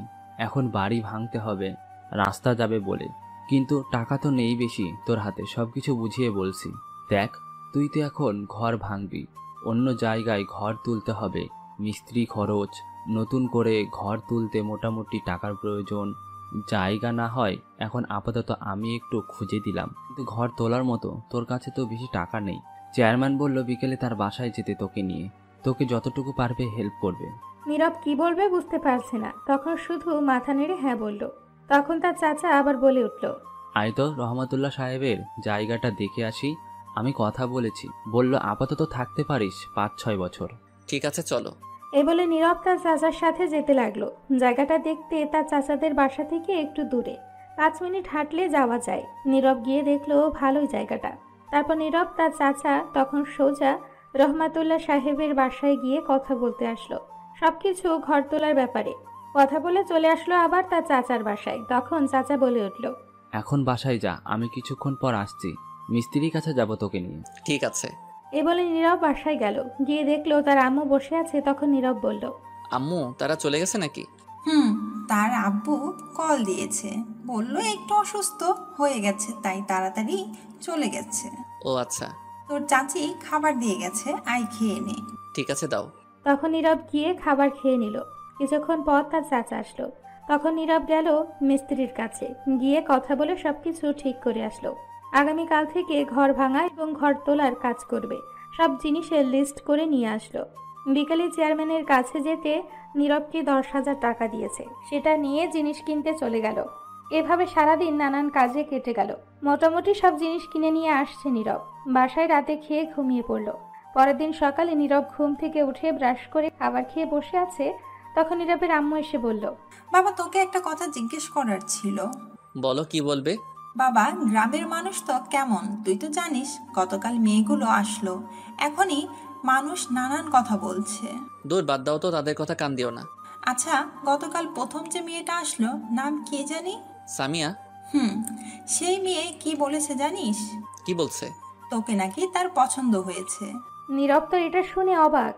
কি বলছো আম্মু? ঠিকই বলেছি, এই একই কথা বলে শাশুড়ি ডেকে গেছে আমায় তমা নামের মেয়েটাও। নীরব তো বিয়াক্কেল হয়ে গেছে। কথা শুনে কি বলবে খুঁজে পাচ্ছে না। তখনই কেউ নীরবের বাসায় আগমন করলো। সামনে তাকিয়ে দেখে তমা। তখন পাশে দেখলো তাকিয়ে দেখে সামিয়া। নীরব তাদেরকে দেখে কিছুটা অবাকই হলো আর বলে উঠল, নাম নিতে না নিতে এসে হাজির দুজনে, বাহ। তখন তমা আর সামিয়া নীরবের আম্মুর কাছে গিয়েই পা ধরে সালাম করতে লাগলো। তখন নীরবের আম্মু বলে উঠল, আরে আরে কি করছো তোমরা, উঠো। তখন তমা বলে উঠল, আম্মা আম্মা আপনি এখন বলেন আমাদের দুজনের থেকে কে আপনার ছেলের বউ হবে, কাকে পছন্দ? এখনই বলুন। কাম সারছে। তখন নীরবের আম্মু বলে উঠল, তো সেটা আমার প্রথম জিজ্ঞেস করছো কেন? যে বিয়ে করবে তাকে আগে জিজ্ঞেস করো গিয়ে, সে কাকে বিয়ে করতে চায়, তার কাকে পছন্দ, সে কাকে নিয়ে সারা জীবন থাকতে চায়, সে কাকে নিয়ে সংসার করতে চায়। আপনি আগে বলুন আম্মা, আপনার মতামত আগে নিতে হবে। এই সিদ্ধান্ত নীরব নিজেই নিবে, কারণ আমি তো সারা জীবন থাকবো না। তার পছন্দ মানেই আমার পছন্দ। তোমরা ঘরে বসো গিয়ে, জিজ্ঞেস করে নাও, তারপর আমি নীরবের সাথে কথা বলে নিব। এই বলে নীরবের আম্মু রান্নাঘরের দিকে চলে গেল। এদিকে নীরব এক দৃষ্টিতে তাকিয়ে আছে চুপচাপ, কারণ তমা সামিয়া দুজনের আচরণে বেশ কিছুটা এখন রেগে গেছে। কারণ নীরব তার বাবাকে হারিয়ে এখনো নিজেকে ঠিক সামলে নিতে পারেনি। বাবা হারানোর যন্ত্রণা এখনো বয়ে যাচ্ছে তার ভেতরে। এর মধ্যে আবার ঘর ভেঙে অন্য জায়গায় নিতে হবে, তাদের জমি নেই, অন্যের জায়গায় ঘর করে থাকতে হবে। সবকিছু মিলিয়ে নীরব মানসিকভাবে ভেঙে পড়েছে, প্রচুর চিন্তায় ডিপ্রেশনে ডুবে আছে। এর মধ্যে এদের দুজনের প্যারা পাগলামি নিতে পারছে না। নীরব এতক্ষণ দাঁড়িয়ে দাঁড়িয়ে ভেবে চিন্তে একটা সিদ্ধান্ত নিল, তাকে কিছু করতে হলে এদের দুজনকে আপাতত দূরে রাখতে হবে। প্রেম, ভালোবাসা, বিয়ে এগুলো থেকে তার দূরে থাকতে হবে আপাতত। যদি তার জীবনে উন্নতি করতে হয়, টাকা কামাতে হয়, কিছু করতেই হয়, তাহলে তাকে এই প্রেম, ভালোবাসা, বিয়ে এগুলো থেকে দূরে আপাতত তাকে থাকতেই হবে। নীরবের এখন অনেক কিছুই করতে হবে, নিজের পায়ে দাঁড়াতে হবে। তার বাবা নেই, তাই যা করার এখন তাকেই করতে হবে। তাদের কোনো জায়গা জমি নেই, আগে টাকা ইনকাম করে জমি কিনে থাকার মতো ঘর করতে হবে, তারপর ছোট্ট একটা ব্যবসা করতে হবে বা কাজ করতে হবে, তারপর বিয়ের চিন্তা, আগে প্রতিষ্ঠিত হতে হবে। এখন আপাতত এই প্রেম, ভালোবাসা, বিয়ে এগুলো থেকে দূরেই থাকতে হবে। নীরব দাঁড়িয়ে দাঁড়িয়ে চিন্তা করছিল, তখনই সামিয়া আর তমা বলে উঠল। তখন নীরব ঘরে গেল, কারণ বাইরে দাঁড়িয়ে কথা বলা যাবে না। ঘরে যাওয়ার পর তমা বলে উঠল, বলো আমাদের মধ্যে থেকে তুমি কাকে পছন্দ করো? তখন নীরব সামিয়াকে উদ্দেশ্য করে বলতে লাগলো, আপনি কেন পাগলামি করছেন? কারণ কি, আমি তো তেমন কিছুই বলি নাই আপনাকে। আপনি তো আগে আগ্রহ প্রকাশ করেন নাই, এইগুলো নিয়ে বন্ধুত্ব করলেন একদিন হলো। তার মানে আম্মা সামিয়াকে পছন্দ করে ফেলছে। এদিকে এটা শুনে তমা মন খারাপ করে রইল। তখন নীরব বলে উঠল, আর কিছু জিজ্ঞেস করার থাকলে করে নাও। আমি তোমাকে ভালোবাসি, এটা আগেই বলে দিয়েছি। ভালোবাসি বলেই এক রুমে 25টা দিন কাটিয়েছি, তোমার যত্ন নিয়েছি, তোমার কাছ থেকে সেবা যত্ন নিতে নিতে ভালোবেসে আমি তোমাকে তা জানিয়েও দিলাম। এখন সামিয়াও বলছে ভালোবাসে, এটা তো সম্ভব না। তুমি তো আমাকে এখনো উত্তর দাওনি, তাই উত্তর এখনই দাও। কাকে ভালোবাসো, কাকে বিয়ে করতে চাও? আমায় পছন্দ না হলে বলে দাও, চলে যাচ্ছি। ঠিক আছে, উত্তর শুনবে যেহেতু এখনই বলে দিচ্ছি।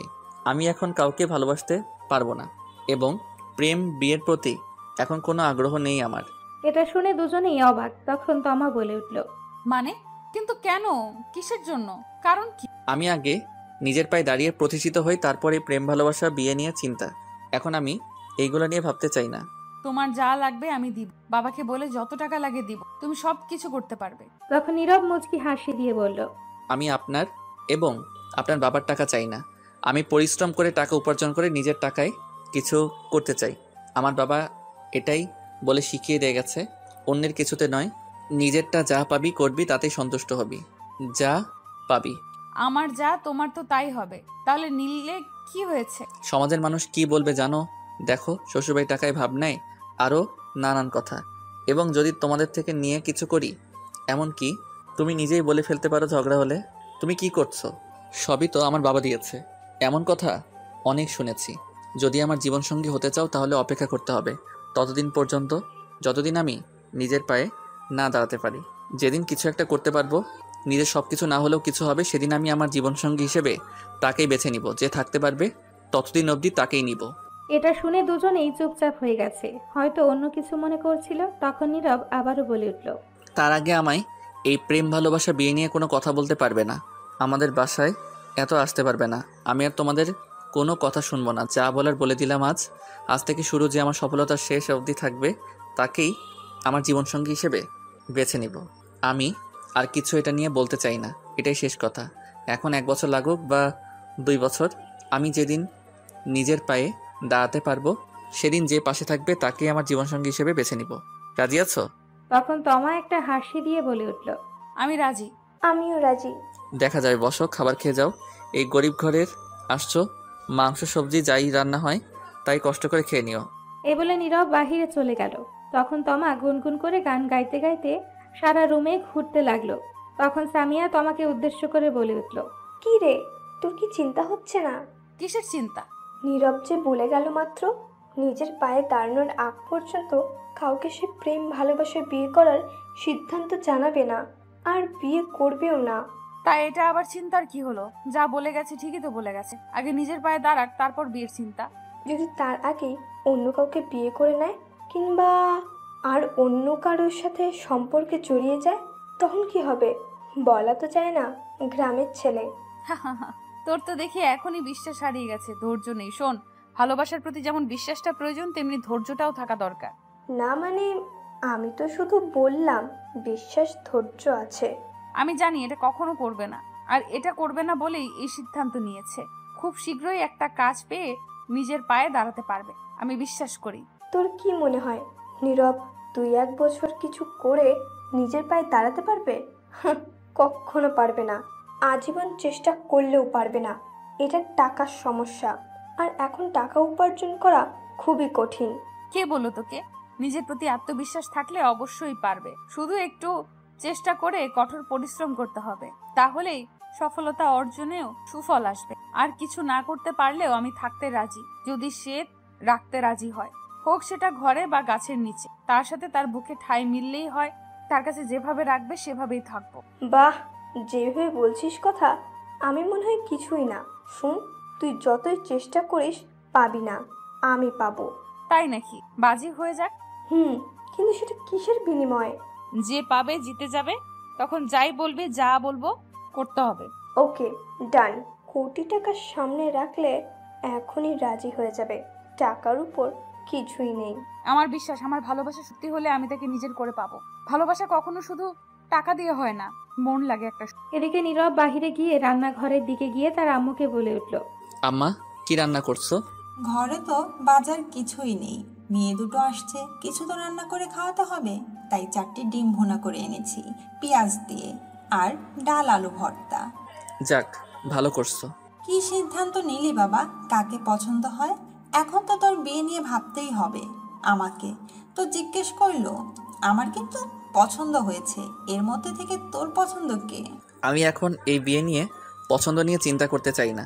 আগে নিজের পায়ে দাঁড়াই, প্রতিষ্ঠিত হই, তারপর এই বিয়ের চিন্তা। তার আগে জিজ্ঞেস করো না। আমি তাদের বলে দিয়েছি, যেদিন আমি নিজের পায়ে দাঁড়াতে পারবো সেদিন যে থাকবে তাকে বিয়ে করব। আচ্ছা, তোর ইচ্ছে। ও আর একটা কথা, তোর চাচার কাছে যা তো গিয়ে শুনে আয়, তোর চাচি বলে গেছে তোকে যেতে, মিস্ত্রি আসছে। ঠিক আছে, যাচ্ছি। এটা বলে নীরব তার চাচার কাছে চলে গেল। গিয়ে দেখলো তার চাচা রুমে বসে আছে। তখন নীরব গিয়ে বলল, চাচা, ডাকছো আমায়? আয়, বসে পড়। তখন নীরব বসে পড়ল। তখন তার চাচা বলে উঠল, শোন, রাস্তার কাজ আজ থেকে শুরু হবে, এইদিকে আস্তে আস্তেই 3-4 দিন লেট হবে, তাই এখন ঘর ভাঙার দরকার নেই। আগে ঘর তৈরি হোক, সব কিছু ঠিকঠাক হয়ে যাক, সেই জায়গায় তারপর না হয় এটা ভেঙে জিনিসপত্র সব নিয়ে যাবি। টিনের ঘর এটা বানাতে তাদের 1 দিন কি বা 1.5 দিন লাগবে, সর্বোচ্চ 2 দিন। এখন ভাঙলে থাকবি কই আর রাখবি কই এইগুলো? আমিও তাই বলতে আসলাম। মিস্ত্রি কোথায়? মিস্ত্রি কাজ করছে, গিয়ে দেখ। আমি এই মাত্র আসছি, তুই ঘরে ছিলি, দেখলাম মেয়ে দুটি আসছে, তাই ডাকি নাই। চল আমার সাথে বুঝিয়ে দিয়ে আসি। ঠিক আছে। এটা বলে নীরব তার রহিম চাচার সাথে সেখানে গেল। গিয়ে সবকিছু বুঝিয়ে সব জিনিস দেখিয়ে দিয়ে আসলো। রুম 2টি হবে ইত্যাদি আরো। নীরব বাসায় এসে দেখে তমা আর সামিয়া খেয়ে নিয়েছে। নীরবের আম্মু নীরবের জন্য বসে আছে, নীরবের সঙ্গে একসাথে খাবে বলে। তখন নীরব আর তার আম্মু দুজনে খেয়ে নিল। খাওয়ার শেষে সবাই মিলে নতুন ঘর তৈরির জায়গা দেখে আসলো। কিছুক্ষণ পর তমা আর সামিয়া দুজনেই চলে গেল বিদায় নিয়ে। এইভাবে কেটে গেল 3 দিন। নীরবদের ঘর তৈরি হয়ে গেছে, সব জিনিসপত্র নতুন ঘরে নিয়ে উঠে গেছে। এখন নীরবকে কিছু একটা করতে হবে, বাসায় বসে থাকলে হবে না। তখন নীরব তার চাচার কাছে গিয়ে বলল, চাচা, তুমি একটা কিছু কাজের ব্যবস্থা করে দাও। এই গ্রামের মাঝে আমি শহরে যেতে চাই না, ছোট্টখাটো একটা কিছু করে সংসার চালাতে পারলেই হবে আপাতত, তারপর অন্য চিন্তা। ঠিক আছে, আমায় 2-3 দিন সময় দে, আমি খুঁজে দিচ্ছি। ঠিক আছে। এই বলে নীরব চলে আসলো। এইভাবে আরো 3 দিন কেটে গেল। একদিন বিকেলে নীরব রুমে বসে ভাবতে লাগলো, কি আজব, দুজনের দুজনের 1 সপ্তাহ ধরে খোঁজ নেই, কোনো কলও নেই। যাক, ভালোই হয়েছে, প্যারা কমছে। নীরব বসে বসে ভাবতে লাগলো তমা আর সামিয়া গেল 1 সপ্তাহ, কিন্তু দুজনের আর কোনো খোঁজ নেই। তাই ভাবছিল বসে নীরব। তখনই রুমে রহিম চাচা আসলো। তখন নীরব বলে উঠল, আরে চাচা, তুমি বসো, আমি কিছুক্ষণ পরে তোমার কাছে যেতাম। তার আগেই চলে আসছি। এখন শোন, যেটা বলতে আসছি, ব্যবসা করবি? টাকা পাবো কোথায়? তুমি ভালো করে জানো আমার কাছে কোনো টাকা নাই। টাকা চিন্তা করিস না, তুই রাজি কিনা বল। একটু বুঝিয়ে বলো, আগে টাকা কোথা থেকে দিবে? ব্যবসা করতে অনেক টাকার প্রয়োজন। শোন, তোর বাবার একজন বন্ধু তোকে হেল্প করবে, ব্যবসা করতে টাকা দিবে। তোর বাবা যেহেতু নেই এই পৃথিবীতে, আর তাই তোকে এখন কিছু করতে হবে। আগেও তোর বাবাকে টাকা দেওয়ার চেষ্টা করেছে, কিন্তু নেয়নি। এখন তোকে নিতে হবে, আর কিছু করতে হবে, ফিরিয়ে দিতে হবে না। ঠিক আছে, বুঝলাম, কিন্তু কে সে? তার নাম বলা যাবে না, সে পরে বলবে। এখন বলতে নিষেধ করেছে। পরে তোর সামনে আসবে, আর তার বিনিময়ে তোকে একটা কাগজে সাইন করতে হবে না দেখে। নীরব এটা শুনে অনেকটাই অবাক হলো। তখন বলে উঠল, কি বলো চাচা, এগুলো সাইন করতে হবে কেন? আর বাবার বন্ধু হলে লুকিয়ে হেল্প করবে কেন? সামনে আসুক। সে তোর সামনে সেই দিনে আসবে যেই দিন তুই প্রতিষ্ঠিত হবি। সেই টাকা নিয়ে তোর সাইন করা কাগজ নিয়ে আসবে। ঠিক আছে, তুমি বলছো বলে রাজি, কিন্তু আমি কি ব্যবসা করব? সেটা আমি পরে বলছি, এখন আমার সাথে চল। কোথায় যাব? তার একজন লোক আসছে আমার বাসায়, তোকে কিছু কথা বলবে, উত্তর দিবি আর কাগজে সাইন করবি। ঠিক আছে, আম্মাকে বলে নেই। এটা বলে নীরব তার আম্মাকে বলল। তার আম্মাও সম্মতি দিয়েছে, একটা কিছু করলে ভালো হবে। তখন নীরব তার চাচার সাথে তার বাসায় গেল। নীরব টাকাটা এই জন্য নিচ্ছে কারণ তার বাবার বন্ধু বলে, আর তার চাচার জন্য। টাকাটা সে ফিরিয়ে দিতে পারবে। আপাতত একটা কিছু করবে টাকা দিয়ে, তারপর আস্তে আস্তে টাকা দিয়ে দিবে। রহিম চাচার সাথে তার বাসায় গিয়ে দেখলো ঘরে একজন মোটামুটি বয়স্ক হুজুর, জুব্বা পরা, মাথায় টুপি, দাড়ি বেশ আছে, বসে আছে। তখন নীরব সালাম দিল। হুজুর সালামের উত্তর নিয়ে বলল, তুমি কি সেই ছেলে? এটাই সেই ছেলে যার কথা বলা হয়েছে। বসো বাবা এদিকে। তখন নীরব বসে পড়ল। তখন হুজুর কিছু একটা আস্তে আস্তে বলতে লাগলো। তখন রহিম চাচা একটা কাগজ বের করলো। তখন হুজুর জিজ্ঞাসা করলো, কেমন আছো? আলহামদুলিল্লাহ, আপনি? আলহামদুলিল্লাহ। তোমাকে একটা প্রশ্ন করছি, উত্তর দাও আগে, তারপর কাগজে সাইন করবে, ঠিক আছে? তোমার চাচা তো সব বলেই দিয়েছে, সব কাজ শেষ, এখন তোমারটা হলেই হবে। ঠিক আছে। আচ্ছা বলো তো বাবা, আফগানিস্তানের রাজধানীর নাম কি? কি ব্যাপার, হঠাৎ এই প্রশ্ন কেন? তখন রহিম চাচা নীরবকে চুপচাপ দেখে বলে উঠল, নিশ্চিন্তে বল, এমনিতে জিজ্ঞেস করেছে। আচ্ছা যাই হোক, হুজুর মানুষ কথা না পেঁচিয়ে অযথা বলে দেয়, কিন্তু আমি তো সঠিক জানি না। কি জানি একবার শুনছিলাম। তখন আবার হুজুর বলে উঠল, কি হলো বলো? কি জানি একবার শুনছিলাম, সঠিক মনে নেই। একটু মনে করে বলো। একটু ভেবে নীরব বলে উঠল, কাবুল না কবুল জানি শুনছিলাম। দ্বিতীয়টা কি বললে? কবুল বলছি। এটা কি নাম হুজুর? কবুল। আবার বলো। কবুল। আলহামদুলিল্লাহ। বুঝলাম না, আলহামদুলিল্লাহ কেন? কিছু না, এটাই সাইন কর। আমার ওপর বিশ্বাস আছে তো? ঠিক আছে, সাইন করছি।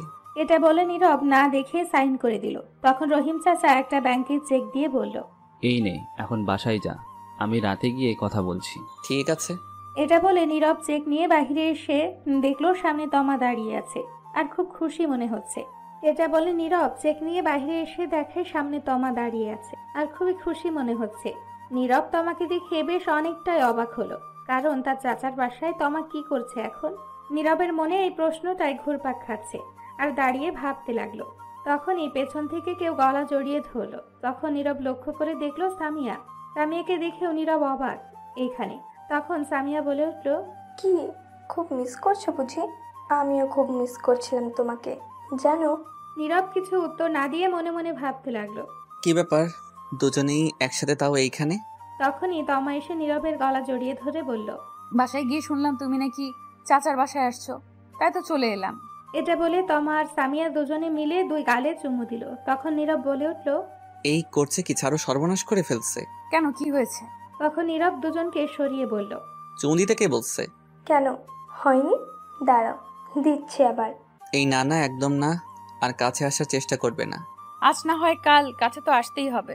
সেটা তখন দেখা যাবে। চলো বাসায় চলো। এটা বলে দুজন মিলে টেনে নীরবকে বাসায় নিয়ে গেল।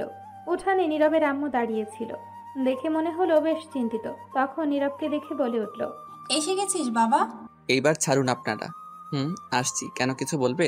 মা তোমরা ঘরে যাও, আমি একটু কথা বলি নীরবের সাথে। ঠিক আছে আম্মা। এটা বলে তখন সামিয়া আর তমা ঘরে চলে গেল। তখন নীরব বলে উঠল, বলো কি বলবে। তখন নীরবকে একটু সাইডে নিয়ে বলতে লাগলো, এরা দুজন আসা মাত্র তোর পাশের বাসার চাচি, পাশের বাসার রুবি আন্টি, ফুপিরা এসেছে। এরা দুজনেই কতগুলো ফল মিষ্টি নিয়ে আসছে, তা দেখে কি বলেছে জানিস? কি বলছে জানি তো। এরা যেহেতু আসছে ভালো, কিছু বলে নাই। সমাজ আছে না, কিছু মহিলা অন্যের ঘরে আগুন লাগাতে, ঝগড়া লাগাতে পারে, কূটনৈতিক কথা বলে, তারা সেই লোক। কি বলছে বলো তো? বলেছে দেখো দেখো, নীরবের বাপ চলে গেল পৃথিবী থেকে 1 মাসও হলো না এখনো, আর এখনই ঘরে মেয়ে নিয়ে আসে নীরব। দিন রাত নেই, যখনই খুশি আসে। আগে তো কখনো আসতো না। ঢাকা যাওয়ার পর, সেখান থেকে আসার পর এমন হচ্ছে, সামনে কি হয় কে জানে। আজকালের ছেলেরা খুবই খারাপ হয়ে যাচ্ছে, শাসন বলতে কিছুই নেই। ছি ছি ছি। এদের জলে কেন আমি বুঝি না। আমার বাসায় আসছে, যে খুশি আসবে, তাদের কি? তুই তো জানিস এরা এমনই, খোঁচা দিয়ে কথা বলে, এমন এমন কথা বলে সহ্য করা যায় না। আরো নানান কথা বলেছে। তোর রুবিয়া আন্টি তো বলেই উঠেছে, বিয়ে কি 2টা 3টা গোপনে করে আসছে নাকি কে জানে। তাতে তাদের কি? তখন বলতে না 2-3টা না 13-14টা করে আসছে। কিছুদিন পর মুরগির বাচ্চার মতো বাচ্চা হবে ডজনের ডজন। নীরব রেগে গেছে বলে আর কিছুই বলতে পারছে না। তবে নীরব বুঝতে পারছে তার আম্মুকে খোঁচা দিয়ে বাজেভাবে কথা বলে গেছে। তখন নীরব বলে উঠল, এদের কথা কানে নিও না, যেই যাই বলুক। আচ্ছা তাদের কথা থাক, এখন শোন কি হলো। টাকা দিল? দিয়েছে। চাচা আসবে, কিন্তু চেকের মধ্যে টাকা লেখা নাই কত। আচ্ছা তোর চাচা আসলেই সব বুঝতে পারবে? নীরব আর তার আম্মু কথা বলতে লাগলো। এদিকে তমা আর সামিয়া দুজনে ঘরে গিয়ে বসে ঝগড়া করতে লাগলো। কি নিয়ে চলুন দেখে আসি। ওই তুই জড়িয়ে ধরে চুম্মা দিছিস কেন? তোর কি? তুই দিছিস কেন? আমি দিছি, আমার হবু বর তাই। আমারও হবু বর, তাই দিছি। তোর হবু বর আমি বের করছি, সাহস কত আমার সামনে আমার জিনিস নিয়ে কথা বলিস? এটা বলে তমা সামিয়ার গলা চেপে ধরলো। তখন সামিয়াও গলা চেপে ধরলো তমার। তখন সামিয়া বলে উঠল, এটা আমার বর, তোর না। তখন নীরব ঘরে এসে বলল, আমি এখনো বললাম না কিছু, আর তার মধ্যে মারামারি লেগে গেছে। বাহ। এটা শুনে দুজনের গলা দুজন ছেড়ে দিয়ে তমা বলল, না মানে এইটা তোমারে চুম্মা দেব কেন? তুই চুমু দিছিস কেন? এই কয়দিন আসলেই ভালোই ছিলাম, আজ এসে ঝগড়া মারামারি তর্ক শুরু করে দিয়েছো। আমি কি বলছি অপেক্ষা করতে? বলছিলে। তর্ক না করে আপাতত অপেক্ষা করো, সময় হলে একজন হয়ে যাবে। ঠিক আছে। এই বলে কিছুক্ষণ গল্প করে দুজনেই চলে গেল। রাতে নীরব খাবার খেয়ে নিজের রুমে শুয়ে শুয়ে ভাবতে লাগলো। আচ্ছা, তখন কেন কবুল বলালো বুঝলাম না। এটা তো 3বার বলে ফেলেছি, আর 3বার বললে তো বিয়ে হয়। তাহলে আমি কি কাউকে বিয়ে করছি না বিয়ে করছি? কই পাত্রী তো নেই। এটা তো শুধু প্রশ্ন করছে। আফগানিস্তানের রাজধানীর নাম উত্তর দিছি, শুধু ভাবছি এটা নিয়ে দূর, আর নিজের অজান্তে